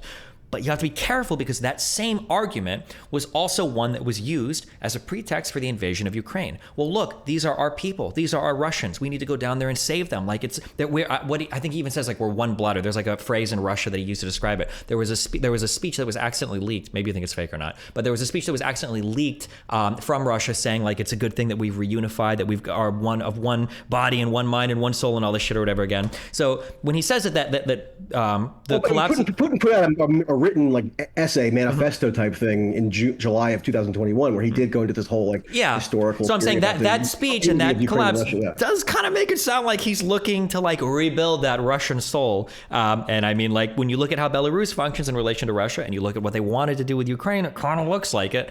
I'm just saying it's definitely something to be thinking about, right? Yeah, it's unclear. I don't think it would be particularly warranted though to say that because, counterfactually, it could happen, or like, in the future, this could happen where Putin does a blitzkrieg through, Romania or something like that. Unknown and unprovable future scenario would potentially be worse than what we know the effect of a nuclear incident would be, which is like, well, but we don't know if nuclear incident will happen. But like, he's taken Crimea. No. That he invaded and stole a country. That's not good. But if it did happen, we know what it would do, right? Okay, so but on the point of like, okay, so you can't.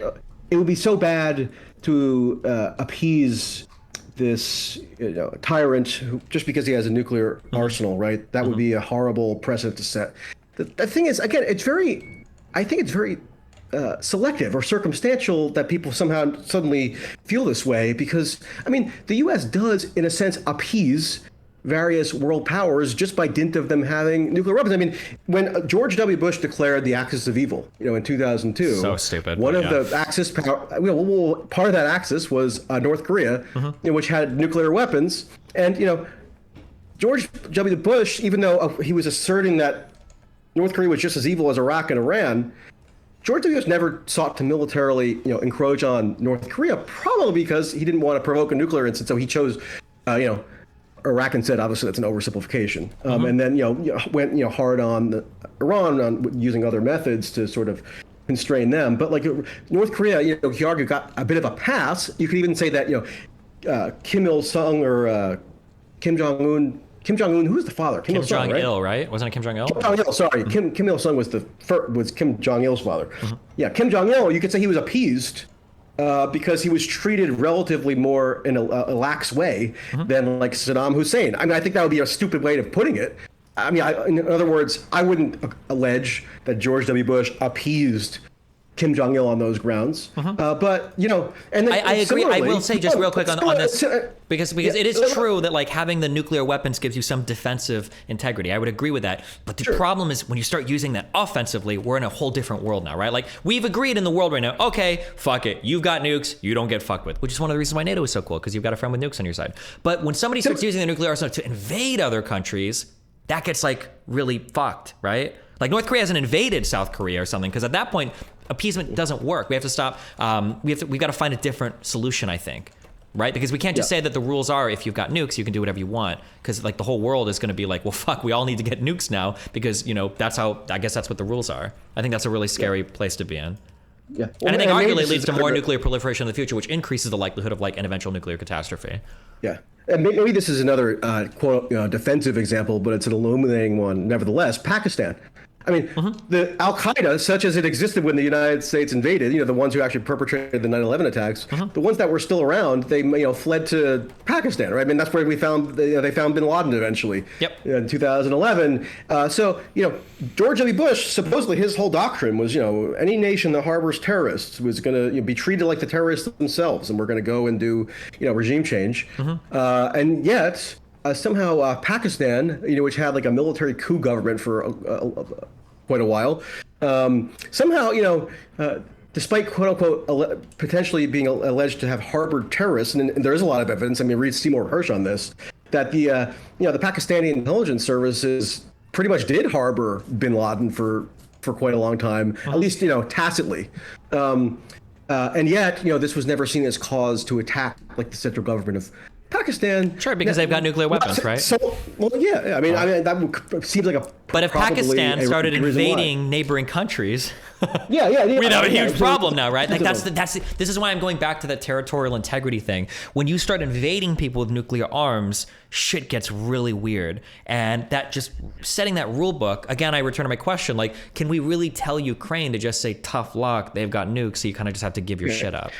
Okay, so then say we must not appease Putin in Ukraine. So what therefore do we do? Well, I mean, that's a whole separate issue, right? Because appeasement is always like a moving sort of target. Like there's no like set criteria for what constitutes appeasement versus what doesn't. Before the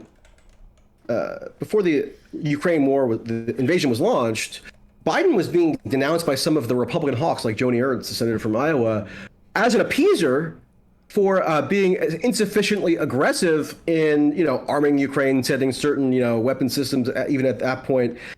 So, was Biden appeasing Putin in February of 2022? I don't know. That allegation seemed kind of ridiculous to me. It was coming from like a sort of a partisan angle, but there's also like a actual ideological imperative behind it for these Republican hawks.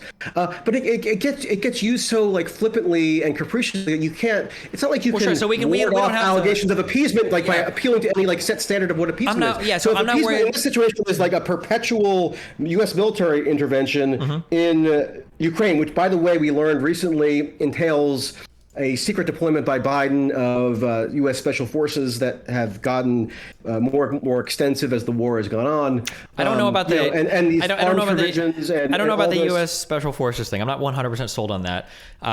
But I know that the Intercept reported that. Yeah, I know, but nobody else has reported that, and I'm curious what the details are of those U.S. special forces are, because like there's so much mobile footage, there's so much info leaking out of Ukraine. I find it really hard to believe that there's like an extensive like operation on the ground with U.S. special forces that nobody's picked up on, nobody's reported on. I don't find it hard to believe at all. I mean, there's a huge. I mean, I was there. I mean, I wasn't in physically Ukraine, but I like talked to a lot of people coming in and out, like who were like involved in different defense contractor roles and aid roles and stuff, or like I talked to like Defense Department staff who were performing like auxiliary functions to aid the war effort by the U.S., which is, again, I mean, the under emphasis on the U.S. centrality of this is just mind-boggling if you actually go there and see it for yourself.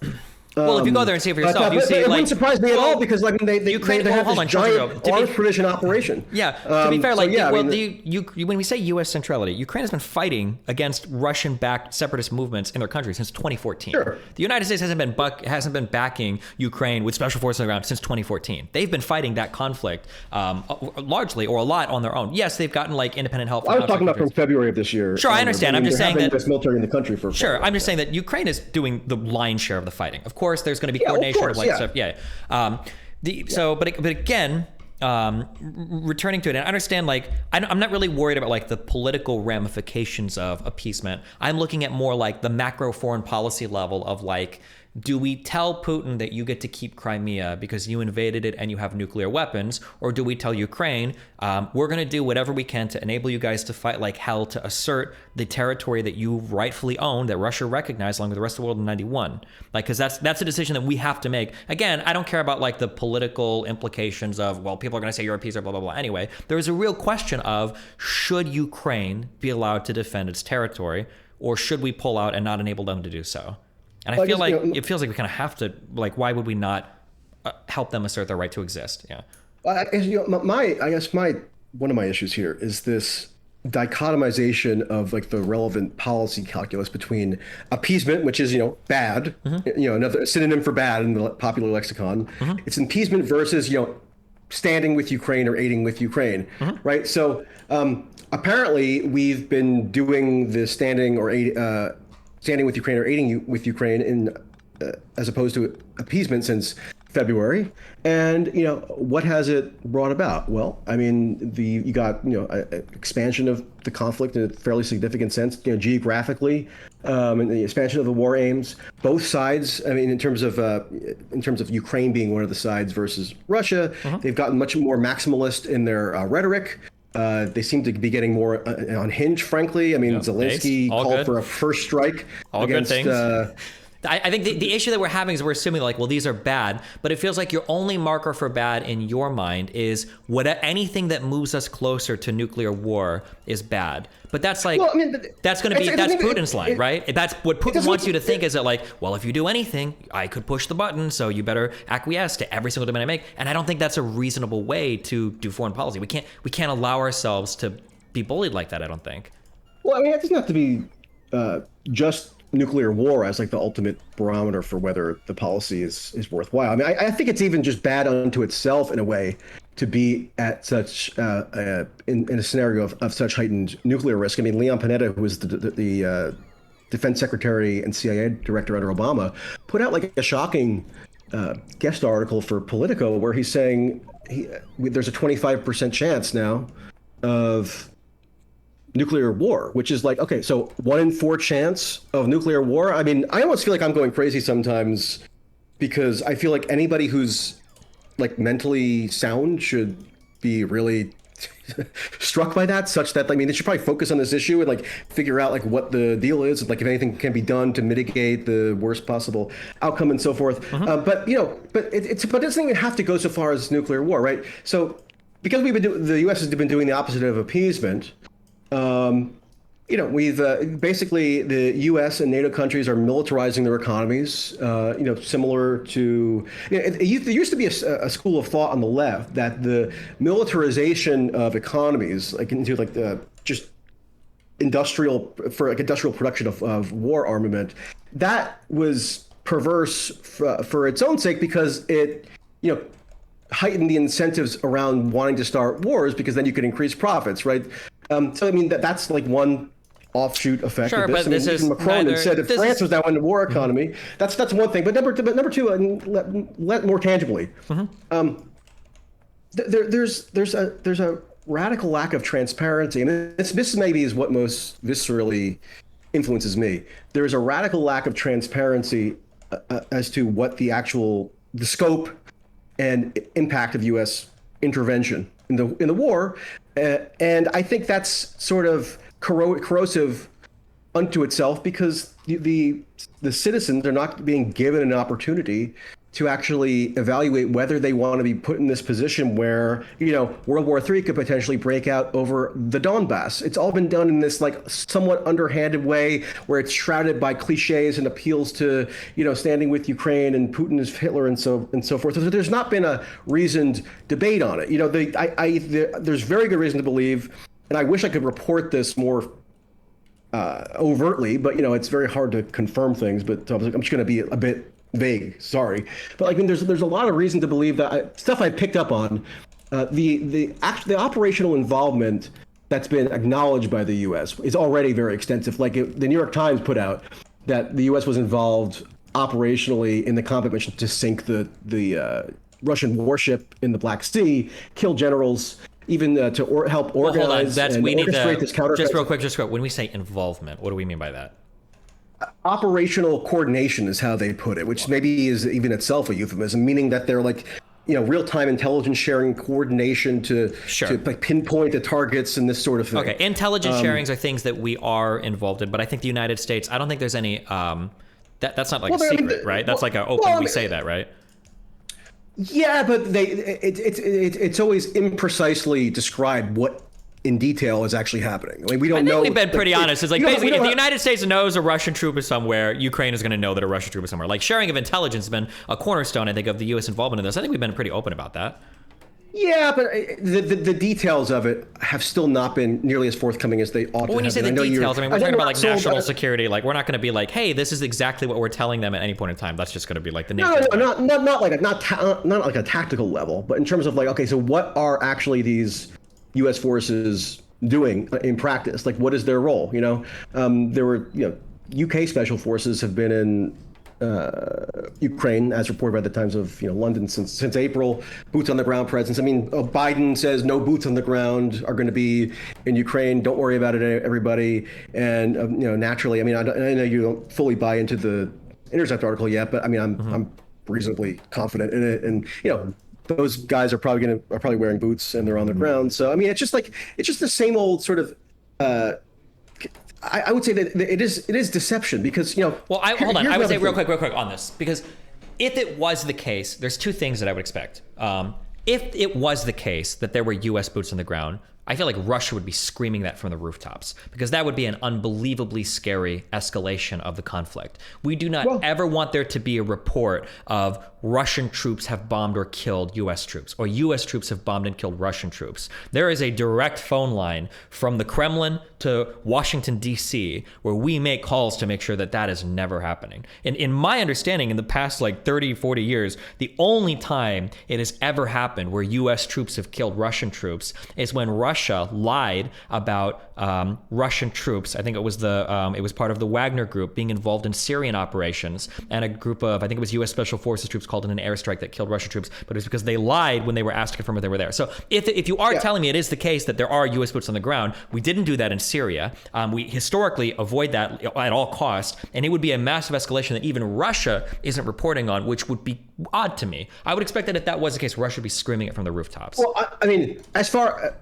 I have no evidence that there has been direct combat between any of these, you know, special forces or Green Berets or whomever that might be in Ukraine that are, you know, U.S. military personnel. I don't know of any direct combat, right? I mean, so there's not. So Russia wouldn't have anything to, you know, scream about on that front. But I mean, Russia has been extremely aggressive in condemning the United States, even in just the speech that Putin gave last month, where he announced these annexations. The whole thing was basically aimed at the United States. It hardly even mentioned Ukraine.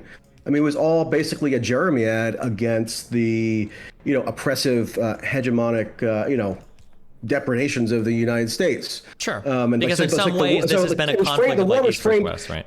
It's like Putin most vividly started framing the war to Russians as like basically this kind of you know, civilizational battle with the United States. So I mean, they have been doing that, even in just more technical terms. I mean, at the UN maybe 2 weeks ago, Sergei Lavrov, who is the Russian foreign minister, actually, you know, publicly alleged that Russia regards, like per international law, the United States to be a co-belligerent of Ukraine, and therefore, you know, potentially, at least as far as they're concerned, a legitimate, you know, military target for reprisal. So, I mean, it's gone further and further down that trajectory of like some sort of conflict potentially breaking out that's more direct.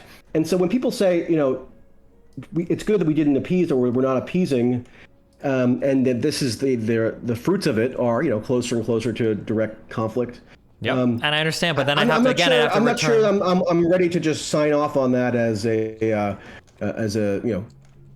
I just have to ask the question, like, I'm curious then. So is the answer then, any time a belligerent with a nuclear arsenal like starts stirring up trouble, that they're just allowed to like progress unimpeded? Because in a way, and I'm not trying to say like, because you've said this, it's everything, but that is kind of like the rule that you're establishing, that is like, okay, well, if a nuclear belligerent exists, they're allowed to proceed unimpeded, and there's just not much you can do about it. Because that seems to be what is the, because let's say that I'll say that I'm committing you to that statement. What is your escape from that? We're like, well, hold on, I don't mean that always. Like, how would you determine whether we should or shouldn't intervene?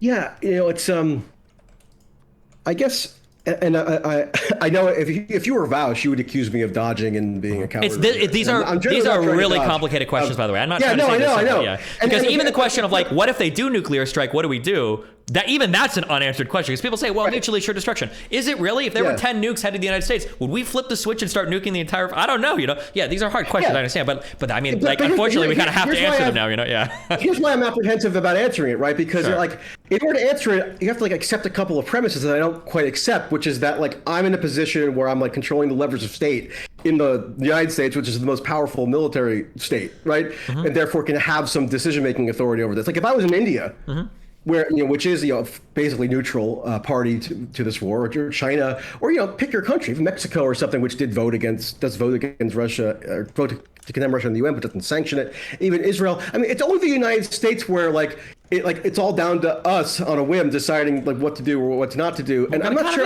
We're the United States. I know, but like, I don't really like.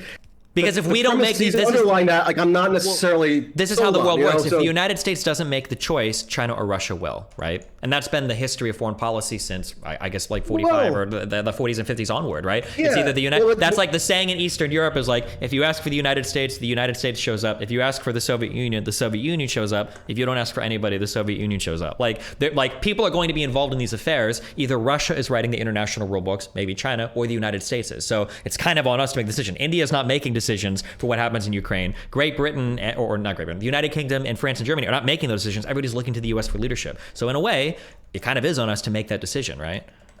Well, right. I mean, if your goal is to maintain American hegemonic primacy, that you do have to make decisions along those lines. That's why they're ramping up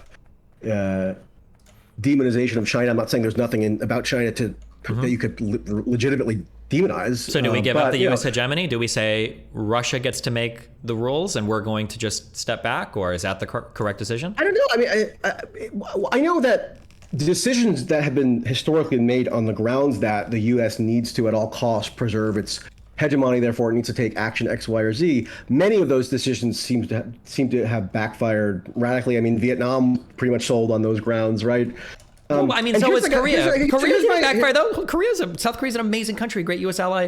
I mean, like, yeah, in some cases we've made mistakes. I would definitely agree. But I mean, like, the general security in Europe from 91 onwards has been really, really, really positive. The relationships we built around the world have been really positive. Well, a lot of foreign policy steps that we've made. Serbians would disagrey with that, but yeah. Yes, Serbians would be the only people that NATO has intervened with that have hugely negative opinions of NATO and the United States, of course. But like, I mean, all the people that the Serbians were genociding would probably disagree with Serbia's opinion on that, or actually, right? Here's my issue with the Ukraine, with U.S. intervention in Ukraine, such as it exists, right? Or here's like one of my main issues. Sure. The history of U.S. foreign policy tell us, or ought to tell us, if you're like a conscientious student of it, or an analyzer of it, that U.S. interventions have a very noted tendency to expand in their scope over time, or to not be exactly forthrightly presented to the American public. This is even true of World War II, which is why people get angry at me because I talk about this actually being pretty self-evidently true in World War II. We don't have to get into that, but that's just what happens. Like, that's just like the nature of U.S. projections of U.S. military power, right? So when the invasion of Ukraine happened in February, how did Biden sort of portray what U.S. policy would be? Well, the U.S. was just going to send some, small arms and Javelin missiles strictly so the Ukrainian people could defend themselves, right? And then, of course, that arouses a pretty relatable, moral instinct in most people. Okay, yeah, of course, this country's been invaded. We should help them defend themselves. And of course, I see that, and because I'm trying to be a little bit more far-sighted, not that everybody else is a dope, but like I probably have a little bit more foreign policy knowledge than the average citizen. I see that, and I say, okay, well, yeah, it looks like this is liable to be the beginning sort of link in a escalatory chain, and that should be pointed out and should be scrutinized and should be debated, and it shouldn't be just any kind of like objection or reservation shouldn't automatically be stigmatized as you're paid by the Kremlin or whatever, or you're a fascist, or all the other litany of accusations. And because sure enough, that's what happened. By June, Zelensky's government was requesting, and the U.S. was more or less acceding to, the idea that basically it wasn't just a couple of RPG, a couple of like, assault rifles and Javelin missiles. By June, so a couple months after the invasion, a couple after the U.S. makes this unflinching, unwavering, limitless military commitment to Ukraine, all of a sudden the U.S. is now effectively subsidizing a brand new military for Ukraine. So that is not the nature of the commitment that was initially portrayed to the public by Biden. What was portrayed to the public was that U.S. intervention was going to constrain or limit the severity of the conflict, right? It was going to constrain it. It was going to be a deterrent. And now, we're in October, and the severity of the conflict seems to have expanded such that Biden himself is warning, and he just repeated it actually a couple of days ago, that we're on the cusp of nuclear Armageddon. Okay, so I mean, at what point did we get to evaluate whether the policy actually served the purposes that it was sold to the public is going to serve? So I agree with the historical analysis here, and now I'm going to attack you on your historical analysis, because I agree that when people bring up World War II and stuff, they're always like, oh, it's just like Hitler, and that's bullshit. There are bad parallels to draw here, okay?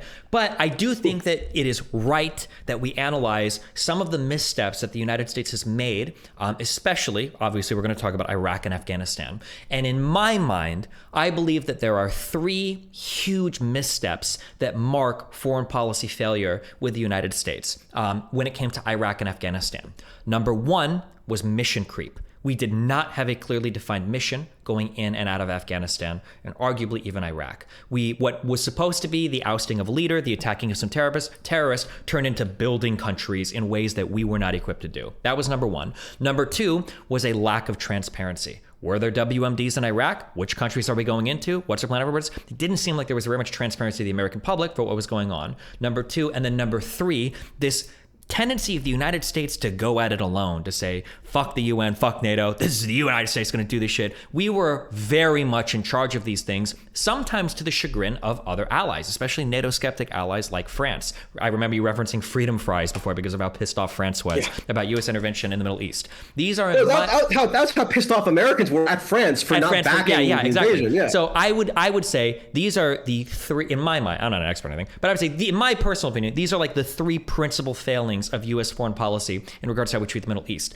Now, when I look at how Biden has treated Ukraine, I feel like all three of those foreign policy blunders have been entirely ameliorated, and I believe that he's acting in a satisfactory way. So number one, mission creep. It is my understanding, and I could be wrong, I can go back and look at speeches Biden given, I think that Biden very clearly said in the beginning, the United States is going to support Ukraine in every way up to troops on the ground. The United States is not putting boots on the ground in Ukraine. The United States is not going to be flying planes over. We're not doing a no-fly zone. We're not shooting missiles. We're going to send you a fuck ton of arms. Maybe we'll help you learn how to use them, but that's it. So the mission creep is there. We're supporting, or it's not there. We've got our clear mission. It's defined, and that hasn't expanded in my understanding. There's been no expansion. Number one. Number two, transparency. The United States was leaking intel about what Russia was going to do before Russia did it. I think the United States has been we haven't made false claims about Russia's going to do that. They're not going to do that. We haven't been hiding intel. We've been very open with the entire world in terms of what's going on. And number three, Biden did a really good job at building a coalition of countries to go at it with Ukraine to resist Russia. Poland has done a ton of arms shipments and training. We've gotten Europe on board with banning parts of Russia from parts of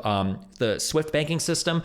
We've gotten people to be okay with pretty big tariffs on Russia, even in ways that are harming their economy. Biden has done a really good job at building a coalition to get the entire world, at least the Western world, on board with the U.S. mission here. So in that sense, when I look at how Biden has treated Ukraine, I understand that we've had failings in the past as far as foreign policy goes, but I feel like Biden has done a really good job at addressing those failures and treating Ukraine in a much different way than we would have treated Iraq or Afghanistan. Yeah, well, I think virtually all of that is dead wrong. So okay, go for it. Which one? Yeah. Okay, so on like mission creep, right?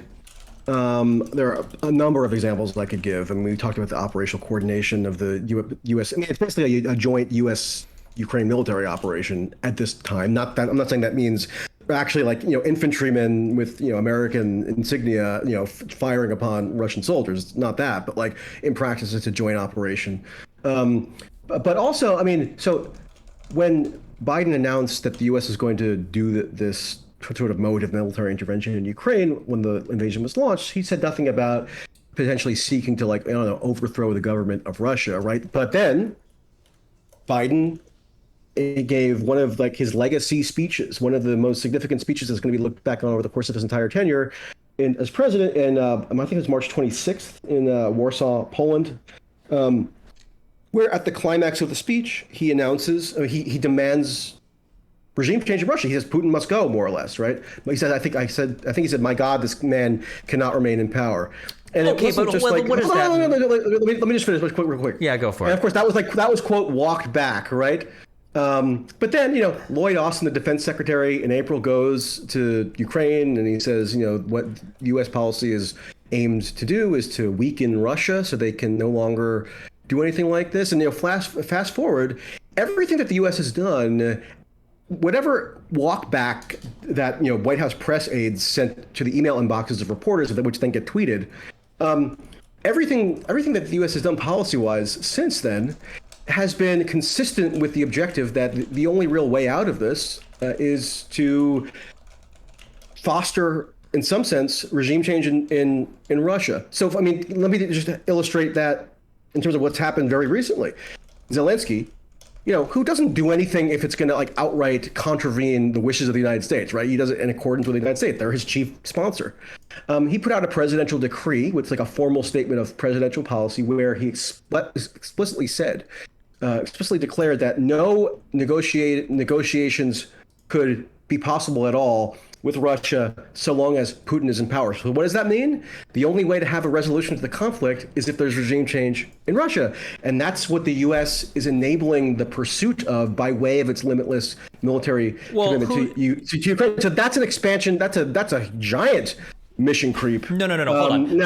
I just want to question. So firstly, no. The United States does not have it as part of its mission to regime change in Russia. These are comments Biden said. Biden has made comments about Putin because Putin is talking about nuking things, but we don't have it as part of our mission to enact regime change in Russia. Now, you can argue that seems to be the path that it's going, but I would argue that one country and one country alone is contributing to regime change in Russia more than any other country, and that would be Russia. The United States didn't make Russia invade Ukraine. The United States didn't make Russia, take Crimea. The United States didn't make Russia send troops into the Donbass. Like, this is all Putin. So you can say on one hand that it's kind of like a guy going into a bar with a knife and he's just like chilling in the corner. He's like, man, if somebody fucks me up, I'm gonna stab him. But he's like chilling in the corner, and then all of a sudden a huge guy goes up to him and is like, I'm gonna beat the shit out of you, I'm gonna fucking kill you. And the guy goes to attack him, and the guy stabs him, and you're like, hold on, that guy went into the bar to stab somebody. It's like, I mean, like, he said he was going to, maybe, but like the other dude attacked him. Like, it's 100% that guy's fault. Right? So you can argue that the United States might have the aim of like, well, we want to weaken Russia. And insofar as Russia is like a crazy, quasi-fascist, quasi-crazy fucking state, I don't even think that's necessarily a bad aim. But it's not like we've done things or gone out of our way to fuck Russia up. Russia's tripping all over itself on its own. Like, Russia's the one that's making all these mistakes. We didn't make Russia invade Ukraine. No, of course. I mean, I didn't say anything like that and wouldn't. And it may well be the case that Putin or other Russian government officials could be taking actions which serve to jeopardize the stability of the government and maybe even potentially lead to regime change. But that would have nothing to do per se with whether the U.S. is also pursuing that objective from its own. But what has the U.S. done which it plainly is? What has the U.S. done to like enforce or try to hit regime change in Russia, though? Well, I mean, you should Google. I mean, from March, there was an article by Neil Ferguson who was quoting anonymous sources, and a reasonably, reliable person, quoting an anonymous administration official who was just characterizing the purpose of U.S. policy at that point. And what Neil Ferguson, Bloomberg columnist wrote was that according to the senior U.S. Biden administration official, the whole idea was to, quote, bleed Russia dry by essentially protracting the war, making Russia expend resources, thereby weakening the government and creating an opening where somehow regime change could be effectuated, whether it was purely internally, whether it was maybe some kind of external force applied, not clearly defined, but that was the ultimate objective, right? And and like, again, everything since has been consistent with that. I even heard. But if that's the objective, it's being accomplished by Russia. They're the ones doing it. I even heard from around that same time by people in the U.S. military that, I mean, that the ideal was this supposed aid program was tailored toward, again, causing Russia to like deplete such that regime change could be effectuated. And in terms of like who would ultimately be at fault if the regime change did occur in Russia, well, yeah, I'm sure you could make a very good case that not make a very good case. It's Russian actions themselves contributed to it. Yeah, we didn't make them invade Ukraine. We're not doing anything aside from stuff related to their invasion of Ukraine. Wait, but if the U.S. is deliberately trying to foment regime change in Russia, and the regime change happens in Russia, the U.S. had no effect on regime change happening in Russia? Well, what have we done to try to deliberately foment that? I just told you. I mean, they have this strategy. I mean, the Biden administration. Hold on. Saying that we have a strategy is not giving us. Dry in Ukraine. Saying that we have a strategy. And they're doing it with sanctions. I mean, Boris Johnson's spokesperson said that the reasoning behind the sanctions when they were first applied in February and March was specifically to eventually lead to the ouster of the Russian, Sure, and that's fine. They can say that, but so here's an example I could give. We might argue that Al Qaeda wanted to get the United States bogged down the Middle East. Okay, let's say that Al Qaeda does that. Okay, well, how did they do that? Well, they hijacked 4 commercial airliners and they flew in the buildings. Okay, well, shit, they did do that, right?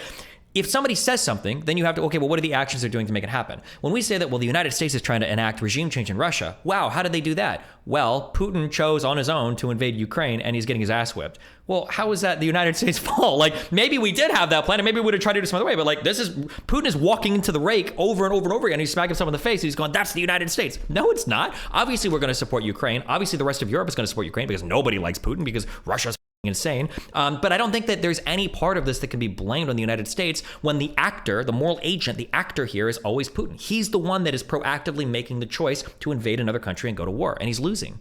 Yeah, I'm not assigning fault here or assigning blame or making really any kind of moral. Well, you are, because you're saying the United States is the one that is fomenting, that is trying to do regime change, like it's somehow the United States is moral responsibility or fault for what's happening in Russia. If regime change happens in Russia, that's Putin's fault. He fucked up, and he's continuing to fuck up. But let's say that the United States does have a role in achieving the policy aim that it's setting out, which is to effectuate regime change in Russia. You could say that's good or bad. I mean, you could say that's the United States deserves blame for that or praise. I mean, there would be a lot of praise given to the U.S. the blame would be is if good, but it doesn't the moral sort of characterization of it really is sort of a second order thing in terms of what the actual practical effect of this. Well, no. The practical it's a first order concern, right? Let's say I would say that I really want to get a promotion at my job and f Becky. I hate her. Let's say Becky gets into a car accident.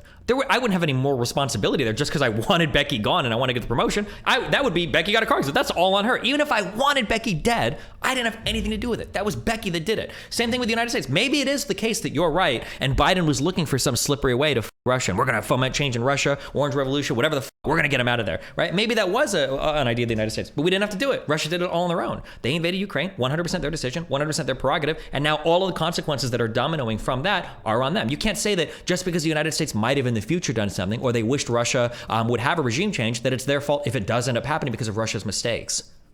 Okay, but let's say the United States president does seek to enact policies with the ultimate ambition of bringing about the overthrow of the Russian government. And let's say he succeeds in doing so, meaning his desired objective is achieved. Yep. I mean, how do we then, So the question would be, what are the policies? Yeah, easily. We would say, what are the policies that the United States had to effect regime change? That and I would like to be. I mean, it's fine to have a moral discussion over what deserves blame or doesn't in this calculus or in this sort of scenario. But I would like to just establish kind of on analytical grounds or something. What actually happened? What actions were taken? What were the causes of them? And the United States president seeking to take policy action to overthrow a government, that's a pretty significant action because of the power of the United States. So I agree, but then the question would be, without then saying, "Oh, that means you're absolving Putin of blame for something." Sure, I'm just saying that the question would be, what are the objectionable U.S. policies that took place then? That would be the question.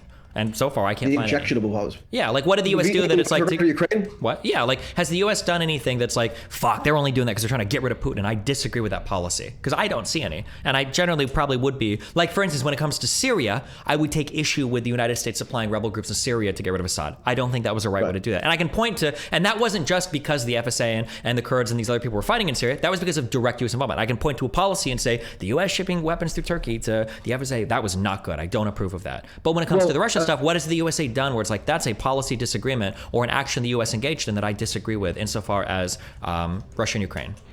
Well, the one that I most straightforwardly object to, and this is why I totally disagree with the kind of list of lessons you think that Biden has successfully internalized from Iraq and Afghanistan, is an utter lack of transparency on key issues. I mean, you say that, and if it has been transparency, it wasn't a function of them selectively dropping intel prior to the invasion. That was information warfare. I'm not saying that as a conspiracy theorist. That's how the government itself described it in terms of what the strategy was. So it wasn't they weren't doing that as some kind of transparency tactic, because for all we know, they have reams of additional intelligence that they didn't put out.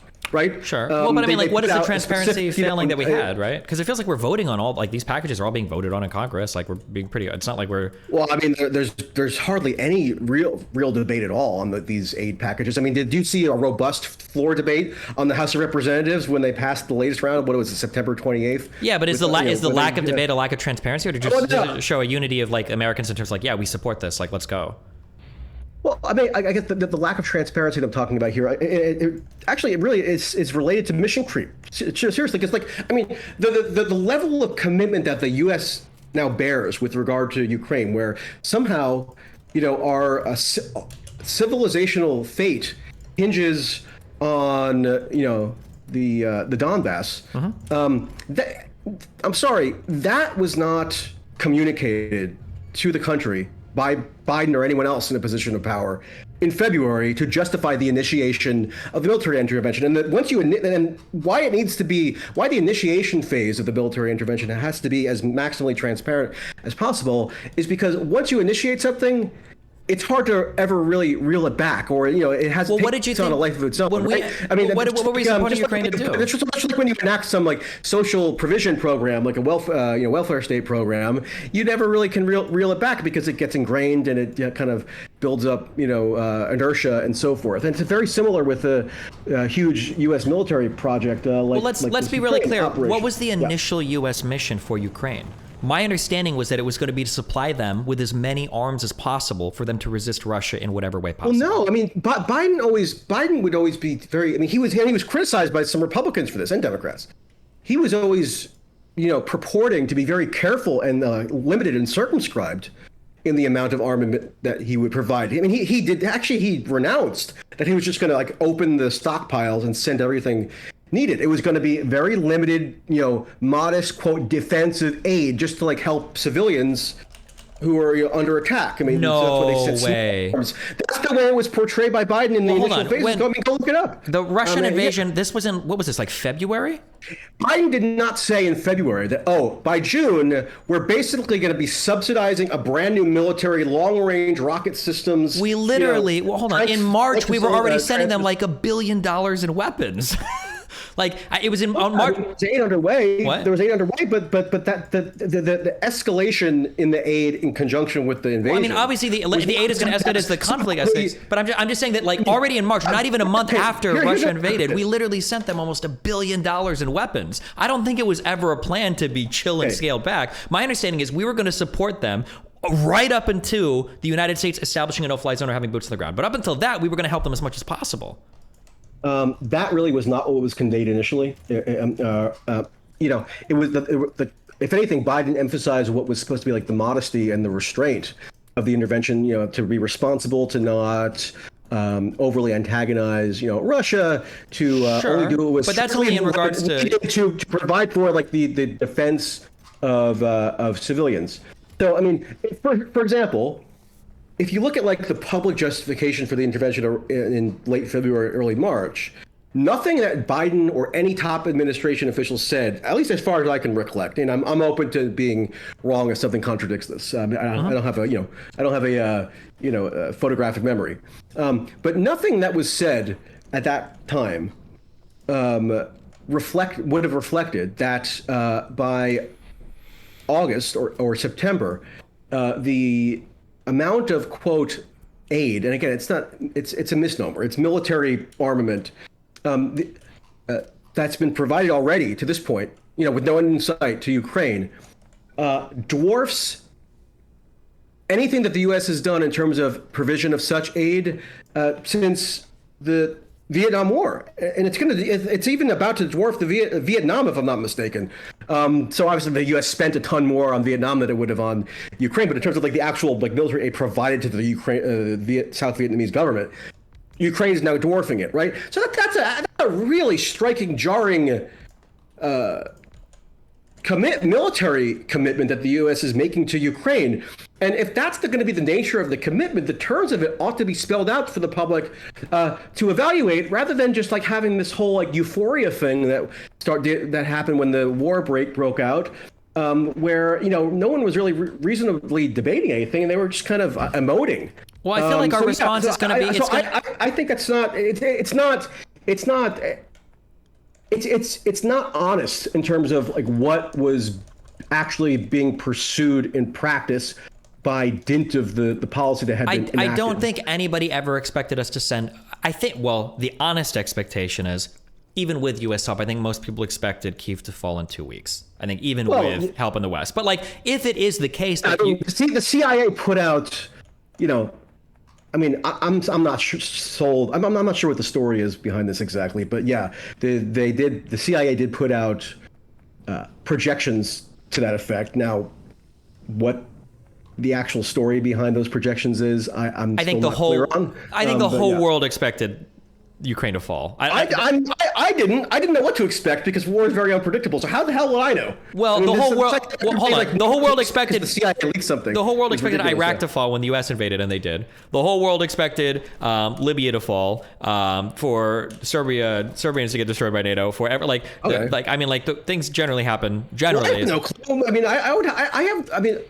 Sure, I'm just saying that like you have like hubristic for me to like have a firm, solid expectation about what's going to happen. I mean, I've never seen the Russian military invade Ukraine. Like, so how would I know? I mean, I'm just saying that like I think I'm not saying we know 100% because obviously no one knew. I mean, that's kind of the story of this conflict, right? But I'm just saying like I think the expectation was that like Ukraine is going to get crushed like pretty quickly. Like I think most people expected that. But like if it was the case that Ukraine managed to hold out for some weeks or months, right? I don't think that there was ever going to be a point where we're like, okay, well, we're done supporting you guys. Like good luck. Now Russia's going to like take over. Like I don't think that was ever in the cards. How about this though, right? Yeah. So when the war did first start, Biden said no reason for anybody to even have any concern whatsoever about nuclear weapons, not even on our radar. Don't worry. I mean, even worrying about it at all is sort of like a unwarranted sort of capitulation in a way to Putin. So just like block it out of your mind. And then, October rolls around and Biden himself is warning of nuclear Armageddon. Now, well, hold on. I don't know if Biden's warning it. Isn't this just because Putin has said it? Isn't that just because Putin is the one that's bringing this out now as a conversation topic? I don't know if that's Biden's fault. I think it's not solely because of that. It's because, well, I mean, I don't think if Putin didn't bring it up, we wouldn't be talking about it, right? So you don't think it's relevant that for 8 months or whatever, the U.S. has been operationally coordinating and subsidizing almost single-handedly the war effort against the country with the world's largest nuclear arsenal, that being Russia. You don't think that's a relevant factor as to why the threat level has escalated? It might be, but then we go back to that other question that you haven't answered. Well, but then the other question was that like, what are the rules then for the world? If you have a nuclear force, are you allowed to be infinitely belligerent to your neighbors? It feels like the answer to that can't be yes. I don't feel like it can be. Maybe you do, but I feel like the answer to that can't be yes. That can't be the way that the world works. Well, I mean, the way that the world basically does work, as far as I can discern, and I'm not like the world's leading expert on this, like kind of mockingly, on the Call It app where I have like the sort of interactive podcast thing, I call it facetiously gathering of experts with experts in scare quotes because I kind of I'm had enough of experts. I guess, as far as what I've been able to glean, the way the world quote works is that the countries with the most power in the international system, which for quite some time now has been the United States, they more or less just dictate what the rules are, and those dictations tend to be presented as like in keeping or with some sort of, international relations style program about like the rules-based order and all this, and like a lot of I would say largely pablum is propagated to kind of justify the construction of these rules, but ultimately the source of the rulemaking is pure power, right? Sure, but again, that's not my. So in light of that, and like in light of like the sort of chaos that implies, if it's just like a function of who has power, then I think people drastically overrate the amount of like good, or the amount of like amount that is like predictably good that can arise from any any military intervention at all. I mean, this probably even applies to Russia in a sense. I mean, something seems to have gone awry with at least portions of their war planning, right? Because war is like an inherently like just insane enterprise. And yeah, the U.S. is engaged in warfare. It's engaged when it first started the Arms Provision Program, even just as early as February, March. it had already become the biggest arms provision program that, in Europe since Truman started sending arms to Greece and Turkey. So it was already it was unprecedented from basically the moment it was launched. But like the gravity of it or the significance of it has been consistently downplayed, because if you play it up too much, that helps Putin, or you're degrading the agencies of Ukraine, or you're doing all kinds of other like malevolent things that somehow prevent you from just like honestly describing reality, which I kind of object to. But I'm gonna ask again, what are the rules then? If you are a nuclear power, do you just get to infinitely invade countries and take their territory? Because that seems to be the logical extension of what you're saying. Well, and that's what Russia's relying on for their foreign policy. We've got nukes, therefore we're allowed to take what we want. I mean, if I could personally make the rules, I mean, rule number one would be to abolish all nuclear weapons. But we can't do that right now, right? So here we are with the world as it is, and we are in a position now to be critical or supportive of U.S. foreign policy or foreign policy in general, internationally. And now the question is, Russia has taken over parts of a country, and Russia has waved the nuclear flag from day one, saying, well, if you fuck with us, there might be nuclear war. So do we as the rest of the world say, okay, fine, you can take that? Or do we say, no, we have to make a clear stand here and say, just because you have nuclear weapons doesn't mean you're allowed to bully the rest of the world. We have to draw a line in the sand. This can't be the way the world works.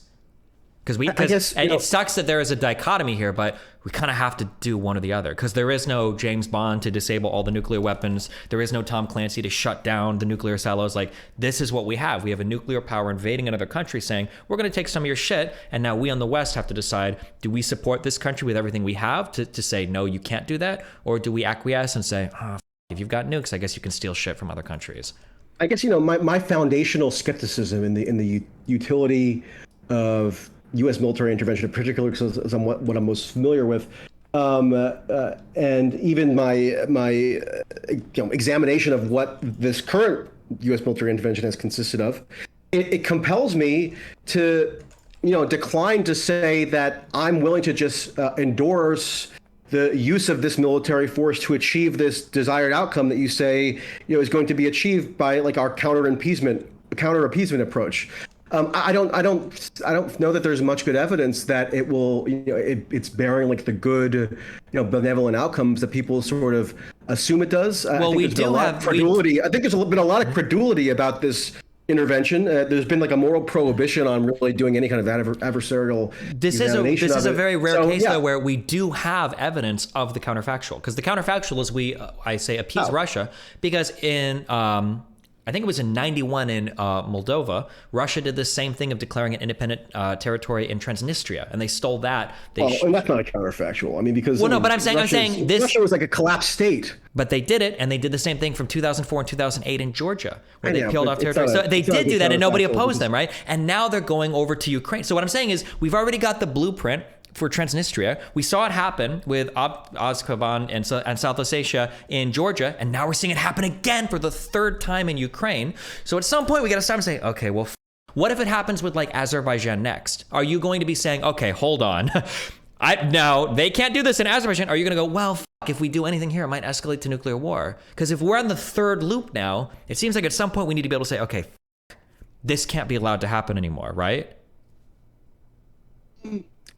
Abkhazia is the name of the other. Can't be allowed to happen anymore. Okay, so if you're going to stand up and declare this cannot be allowed to happen anymore, what does that mean? Initiate armed conflict? It means that we support a country as much as we can. Then no, I'm not going to be just mindlessly avowing support for that, given what. Hold on, it's not mindless. The nature of initiations of armed conflict. It's not mindless. It's incredibly strategic and deliberate. It's not a mindless thing. It's basically saying that, like, okay, well, if you're going to initiate armed conflict against sovereign states, just because you've got nukes doesn't mean we're not going to oppose you up until doing everything we can to avoid a nuclear conflict, which the United States, by not committing actual physical troops to the situation, is attempting to do. Which is why I said initially, I feel like Biden is doing what I would argue is the most responsible thing we can do, because I would argue that a future where territories are allowed to conquer each other, insofar as long as they have nuclear weapons, is a more nuclear-prone world. That's a world where nuclear conflict is more likely to happen because more countries are going to be pursuing nuclear weapons,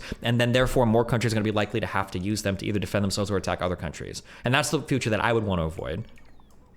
So in a way, I feel like appeasement is like the worst of all worlds, because Russia gets what they want again for a third time, and we still have more likely to have like nuclear conflict in the future. Well, I mean, the so-called strategic logic of why it would be good for the U.S. to like initiate, I don't know, some kind of preemptive armed conflict against Russia because this is our last stand and we're not going to stand for appeasement anymore. So therefore, I don't know, what are we going to do? Bomb Moscow? I mean, that's why no, we're going to supply arms to Ukraine so they can resist as much as they can, right? Okay, well, I mean, the strategic logic of that, which has been repeated over and over again. I mean, I like to see evidence that it's something. There's been a positive effect. I don't know. It seems like the positive effect so far is Ukraine has been able to assert its territorial sovereignty. That's one thing which Ukraine is doing, which is positive. But the second thing is that if we look, Putin annexed territories. He had already had Crimea for 8 years. Well, right. So there's been no change really in Ukraine's inability. Well, the change now is Russia might be losing Crimea back to Ukraine. So that's a positive change, right? Might be. I mean, well, things that might happen in the interim, like everybody gets blown up in a. I mean, a year ago, the question was, it might be the case that Ukraine doesn't exist anymore and it becomes part of the nation state of fucking Belarus and Russia. So it might be the case. I mean, we don't know. Sure, but I would argue that the situation we're at right now, insofar as the security situation in Ukraine has improved. I think Ukrainians are happier now than they were. Has it? Absolutely. I mean, Putin just launched the biggest, countrywide airstrikes. Putin is literally drafting citizens that are like killing recruiters because they're so unhappy with the military conflict. So, I mean, has the security situation improved? For Ukraine, yes. Ukraine literally went from like 7 months ago, it was like, I don't know if Kiev is going to fall in 2 weeks, to now, I don't know if Russia can hold on to Crimea. That has been an incredible turnaround, of course. Okay, you're saying the security situation improved. Meanwhile, on Monday of this week, Putin unleashed, in retaliation for the, what I think is just straightforwardly, definitionally, it was a terror bombing of the Crimea Bridge. 4 civilians, deliberately killed, and Putin, retaliates for that and does the nationwide airstrikes, including in even some places that hadn't been attacked in the initial phase of the war, like in the center city, Kiev, as far as I understand it. No. Kiev has already been bombed. There are videos of people. That portion of it hadn't been. That portion of maybe it. Maybe that's. But I mean, like, look at Mariupol. We've already seen children and women and men raped and killed. We've already seen war crimes being committed. So where's the evidence for the great outcome here? I mean, I see a lot of bad outcomes. Because you only see the bad outcome right now in front of you, that there's a little bit of a cost. But that's like saying there's a bad outcome in the Revolutionary War in the United States and that Americans or British people are dying while they're fighting for a revolution. But the outcome to that was the United States existed. The 13 colonies became the US of A. We declared our independence from Great Britain or England or whatever the fuck, right? And then we made a country. But it's always going to get a little worse before it gets better. But right now, your alternative peaceful scenario is Ukraine doesn't exist. It's a puppet state to Russia. Okay, well, let me give you an alternative that isn't really even mine. I mean, I watched the UN Security Council meeting that would happen this week, and what China and India proposed. I mean, I know people think China is like the ground zero for all evil or something now, but let's just go with India. What India proposed is what they have proposed from the outset, as have countless other countries. I mean, the U.S. is really unique, in conjunction with, Britain and then other parts of, the EU. But in terms of much of the rest of the world, they've been virtually unanimous in affirming what India affirmed once more at this latest UN Security Council, which is that. Before you get into what India says, keep in mind that India right now is literally rewriting rules to make it so that Indian citizens can buy territory and land permanently in the region of Kashmir that is contested with Pakistan, that's another nuclear power. So India is in and of themselves involved in a nuclear conflict almost with Pakistan fighting over territory to the north. So if you're going to tell me that India is a really good solution for Ukraine, that's funny, but there's literally been worries of escalation, nuclear escalation between India and Pakistan. So holy shit. Right? I'm not talking about anything that India is doing other than what its ambassadors present to the United Nations as their view on the Ukraine conflict. That's all I'm but I'm just saying that even India is involved in their own territorial disputes. So I would take what they would say with a grain of salt, right? Okay, well, take it with a grain of salt, but in terms of like what they actually said and what they've said all along, and so have many, many other countries. I mean, forget India then. South Africa says the same thing. Go with South Africa. What they say is that the priority in Ukraine should be to bring about an immediate ceasefire, cessation of hostilities, and urgent resources put behind a diplomatic outcome that rationally takes into account both sides, because the violence has to end. More humanitarian aid should be deployed, and so basically, what India and China and all these other countries, Mexico, Brazil, South Africa. I mean, you name it, Pakistan. Well, I'm not saying those are they're perfect countries in terms of all their other policies, right? I'm saying in terms of their attitude toward the Ukraine conflict, they've been diametrically opposite to the U.S. because the U.S.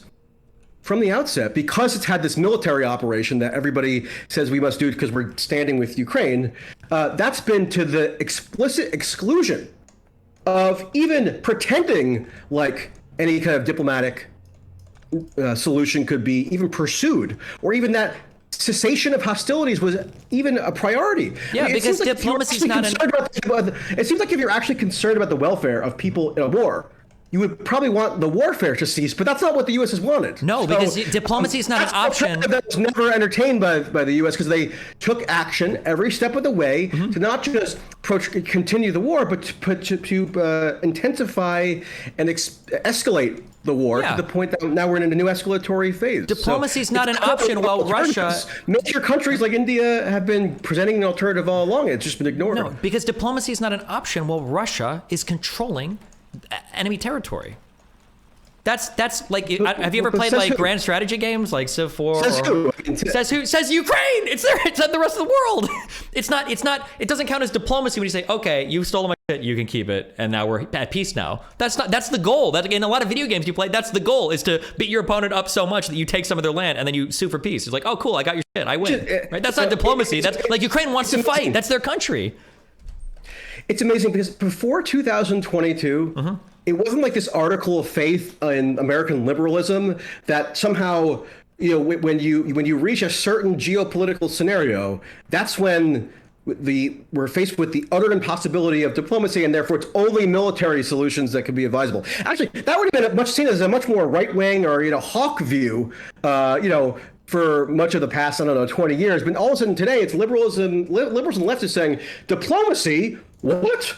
I mean, only military solutions are ever going to be available to us right now, and that's why we need to pour ever more, rockets and heavy artillery and everything else into this war zone. Because diplomacy, I mean, that seems like a bit fascist to do diplomacy. That's unfortunately, no, hold on. That's these. None of these are good faith arguments. Okay, the issue is not that I was being a little exaggerated. It was sure, I know, but like the issue is like we should always pursue diplomacy. But once the other side has brought out, you're rejecting it. No. Once the other side has brought out its swords, well, now it's time to fight, right? You don't want to start a conflict, but you don't want to lose them if somebody else starts one with you. So I agree diplomacy is important. And you know what? Diplomacy could be on the table, but here's a question to you. Do you think that Russia would accept a diplomatic end that involves them not controlling Crimea? I don't know. Well, that's a really important question to ask, because you're putting the onus of a wait.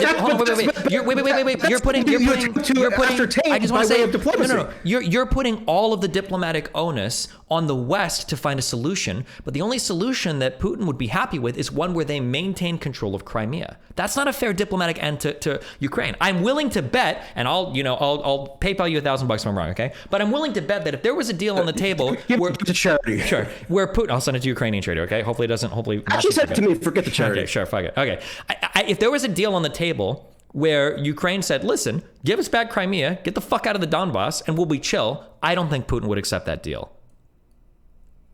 I mean, I'm not trying to evade. I honestly don't know. I don't have like a basis on which to have a. Well, if you would accept the deal, why wouldn't you just give up Crimea and move on? Because nothing would shift the world opinion faster than if Ukraine were to invade Russia. That would be fucked, right? But hold on. I mean, the posture. So there was actually some sort of negotiation underway at the early phase of the war that was being mediated by Turkey. So it actually was bilateral between Ukraine and Russia. Now, well, the agreement for what though? For a ceasefire. But with Russia keeping Crimea, because that's not a fair fair end. Well, that's literally what Ukraine is fighting over. Hold on, no, it wasn't. That was tentatively agreed to as of March. But then, because the war aims vastly expanded as the war dragged on, now that's no longer tenable. I mean, Zelensky wasn't demanding in February when the invasion started, to put an end to this, we have to now somehow seize Crimea. Because Zelensky didn't even know his country was going to exist in 2 weeks, right? But the status has changed, and now the possibility of having their own land that they rightfully own, now that possibility is back on the table. So yeah, why wouldn't they push for that? Sure. Well, I mean, what I'm saying is when there was apparently some, I mean, and the details are sketchy. I mean, talk about lack of transparency. There is no lack of, you keep saying lack of transparency. I'm not seeing it, but okay, go ahead. There's a lack of transparency about what I'm about to describe to you, Sure, which is that we have like very vague hints and leaks from former U.S. officials, which is how these get put out there in increments. Fiona Hill, who was like in the Trump administration, was like a Russia hawk. Did an essay in July or August of this year where she said, so there was a deal. Based on her sources in the government, she says, and she's not a journalist, so I mean you have to like read it with some remove. But she says that there was actually a viable quote unquote deal on the table in late March, early April, mediated by Turkey in Istanbul between representatives from both Russia and Ukraine for a ceasefire. It would have included some sort of like potential affirmation of Ukraine for neutrality, and it would have involved withdrawal by Russia to the pre-February 24th border, so wouldn't have involved Crimea. I mean, according to this agreement that both were apparently on board with.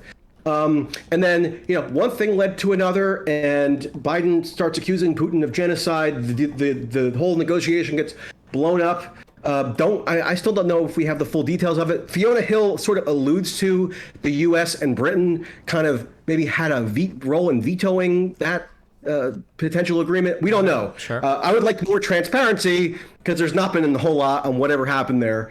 So the idea that like Crimea was always like somehow the central issue on which the resolution or lack thereof of the conflict hinged. It's just not. It wasn't the case even during an earlier point of the conflict, according to like an agreement that was again partaken in by both Russia and Ukraine. So that's the thing.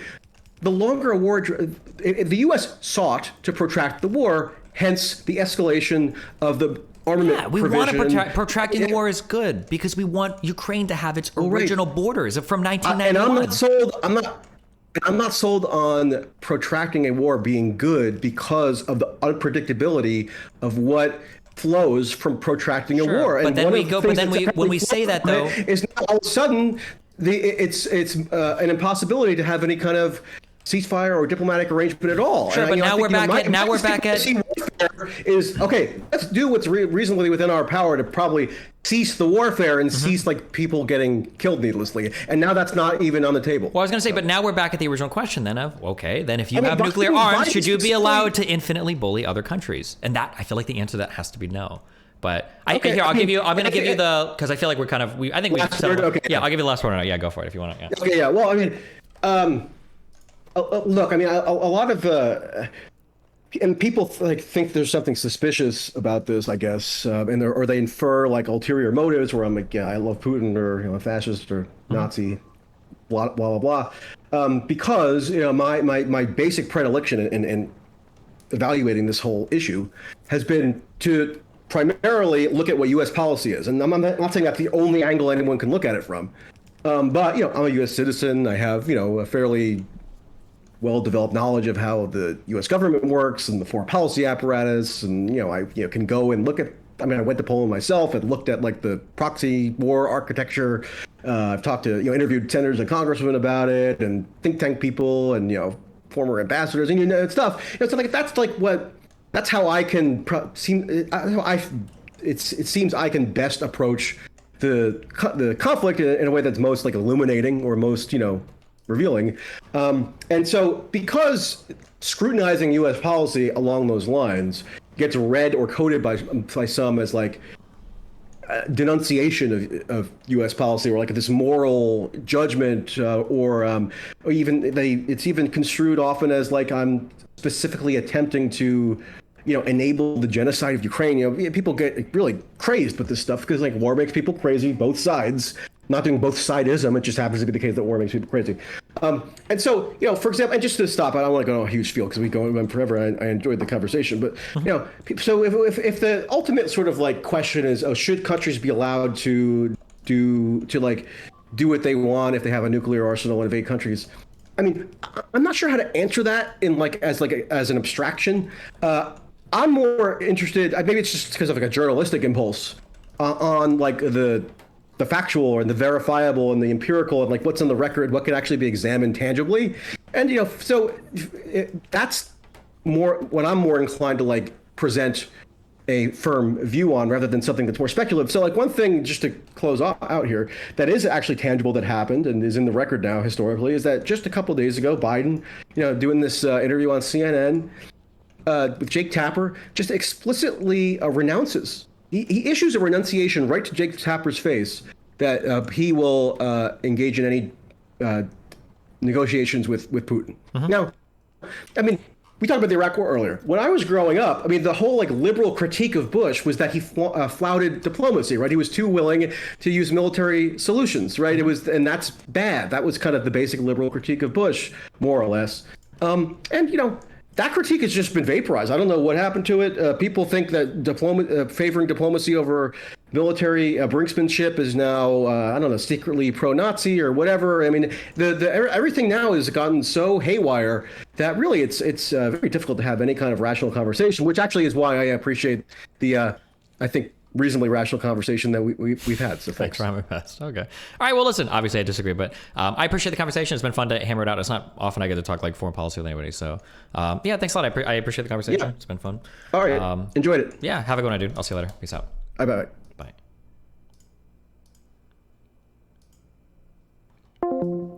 Jeez. It's real hard to get that guy to answer a question. Oh my God. Oh, I feel good though that I finally got to, I feel like I've studied so much about this conflict. I finally got to have like a more in-depth conversation and then with fucking Hinkle or Haas or whatever about it. Or even Fuentes, which feels okay. So damn, I feel like when people won't answer certain questions though, I feel like it's a little bit illuminating. Like there were a couple questions there that I feel like were pretty important to answer. Like, should Ukraine say we are forced to give up our like Crimea, we don't get that anymore, you can have it? And should countries be allowed to infinitely bully other countries if they have nuclear weapons? Because if you're saying that Ukraine needs to just give up and roll over, that's kind of like the moral prescription that you're giving there. Is that like, well, if they've got nukes and they bully you, you kind of lose your shit, Okay.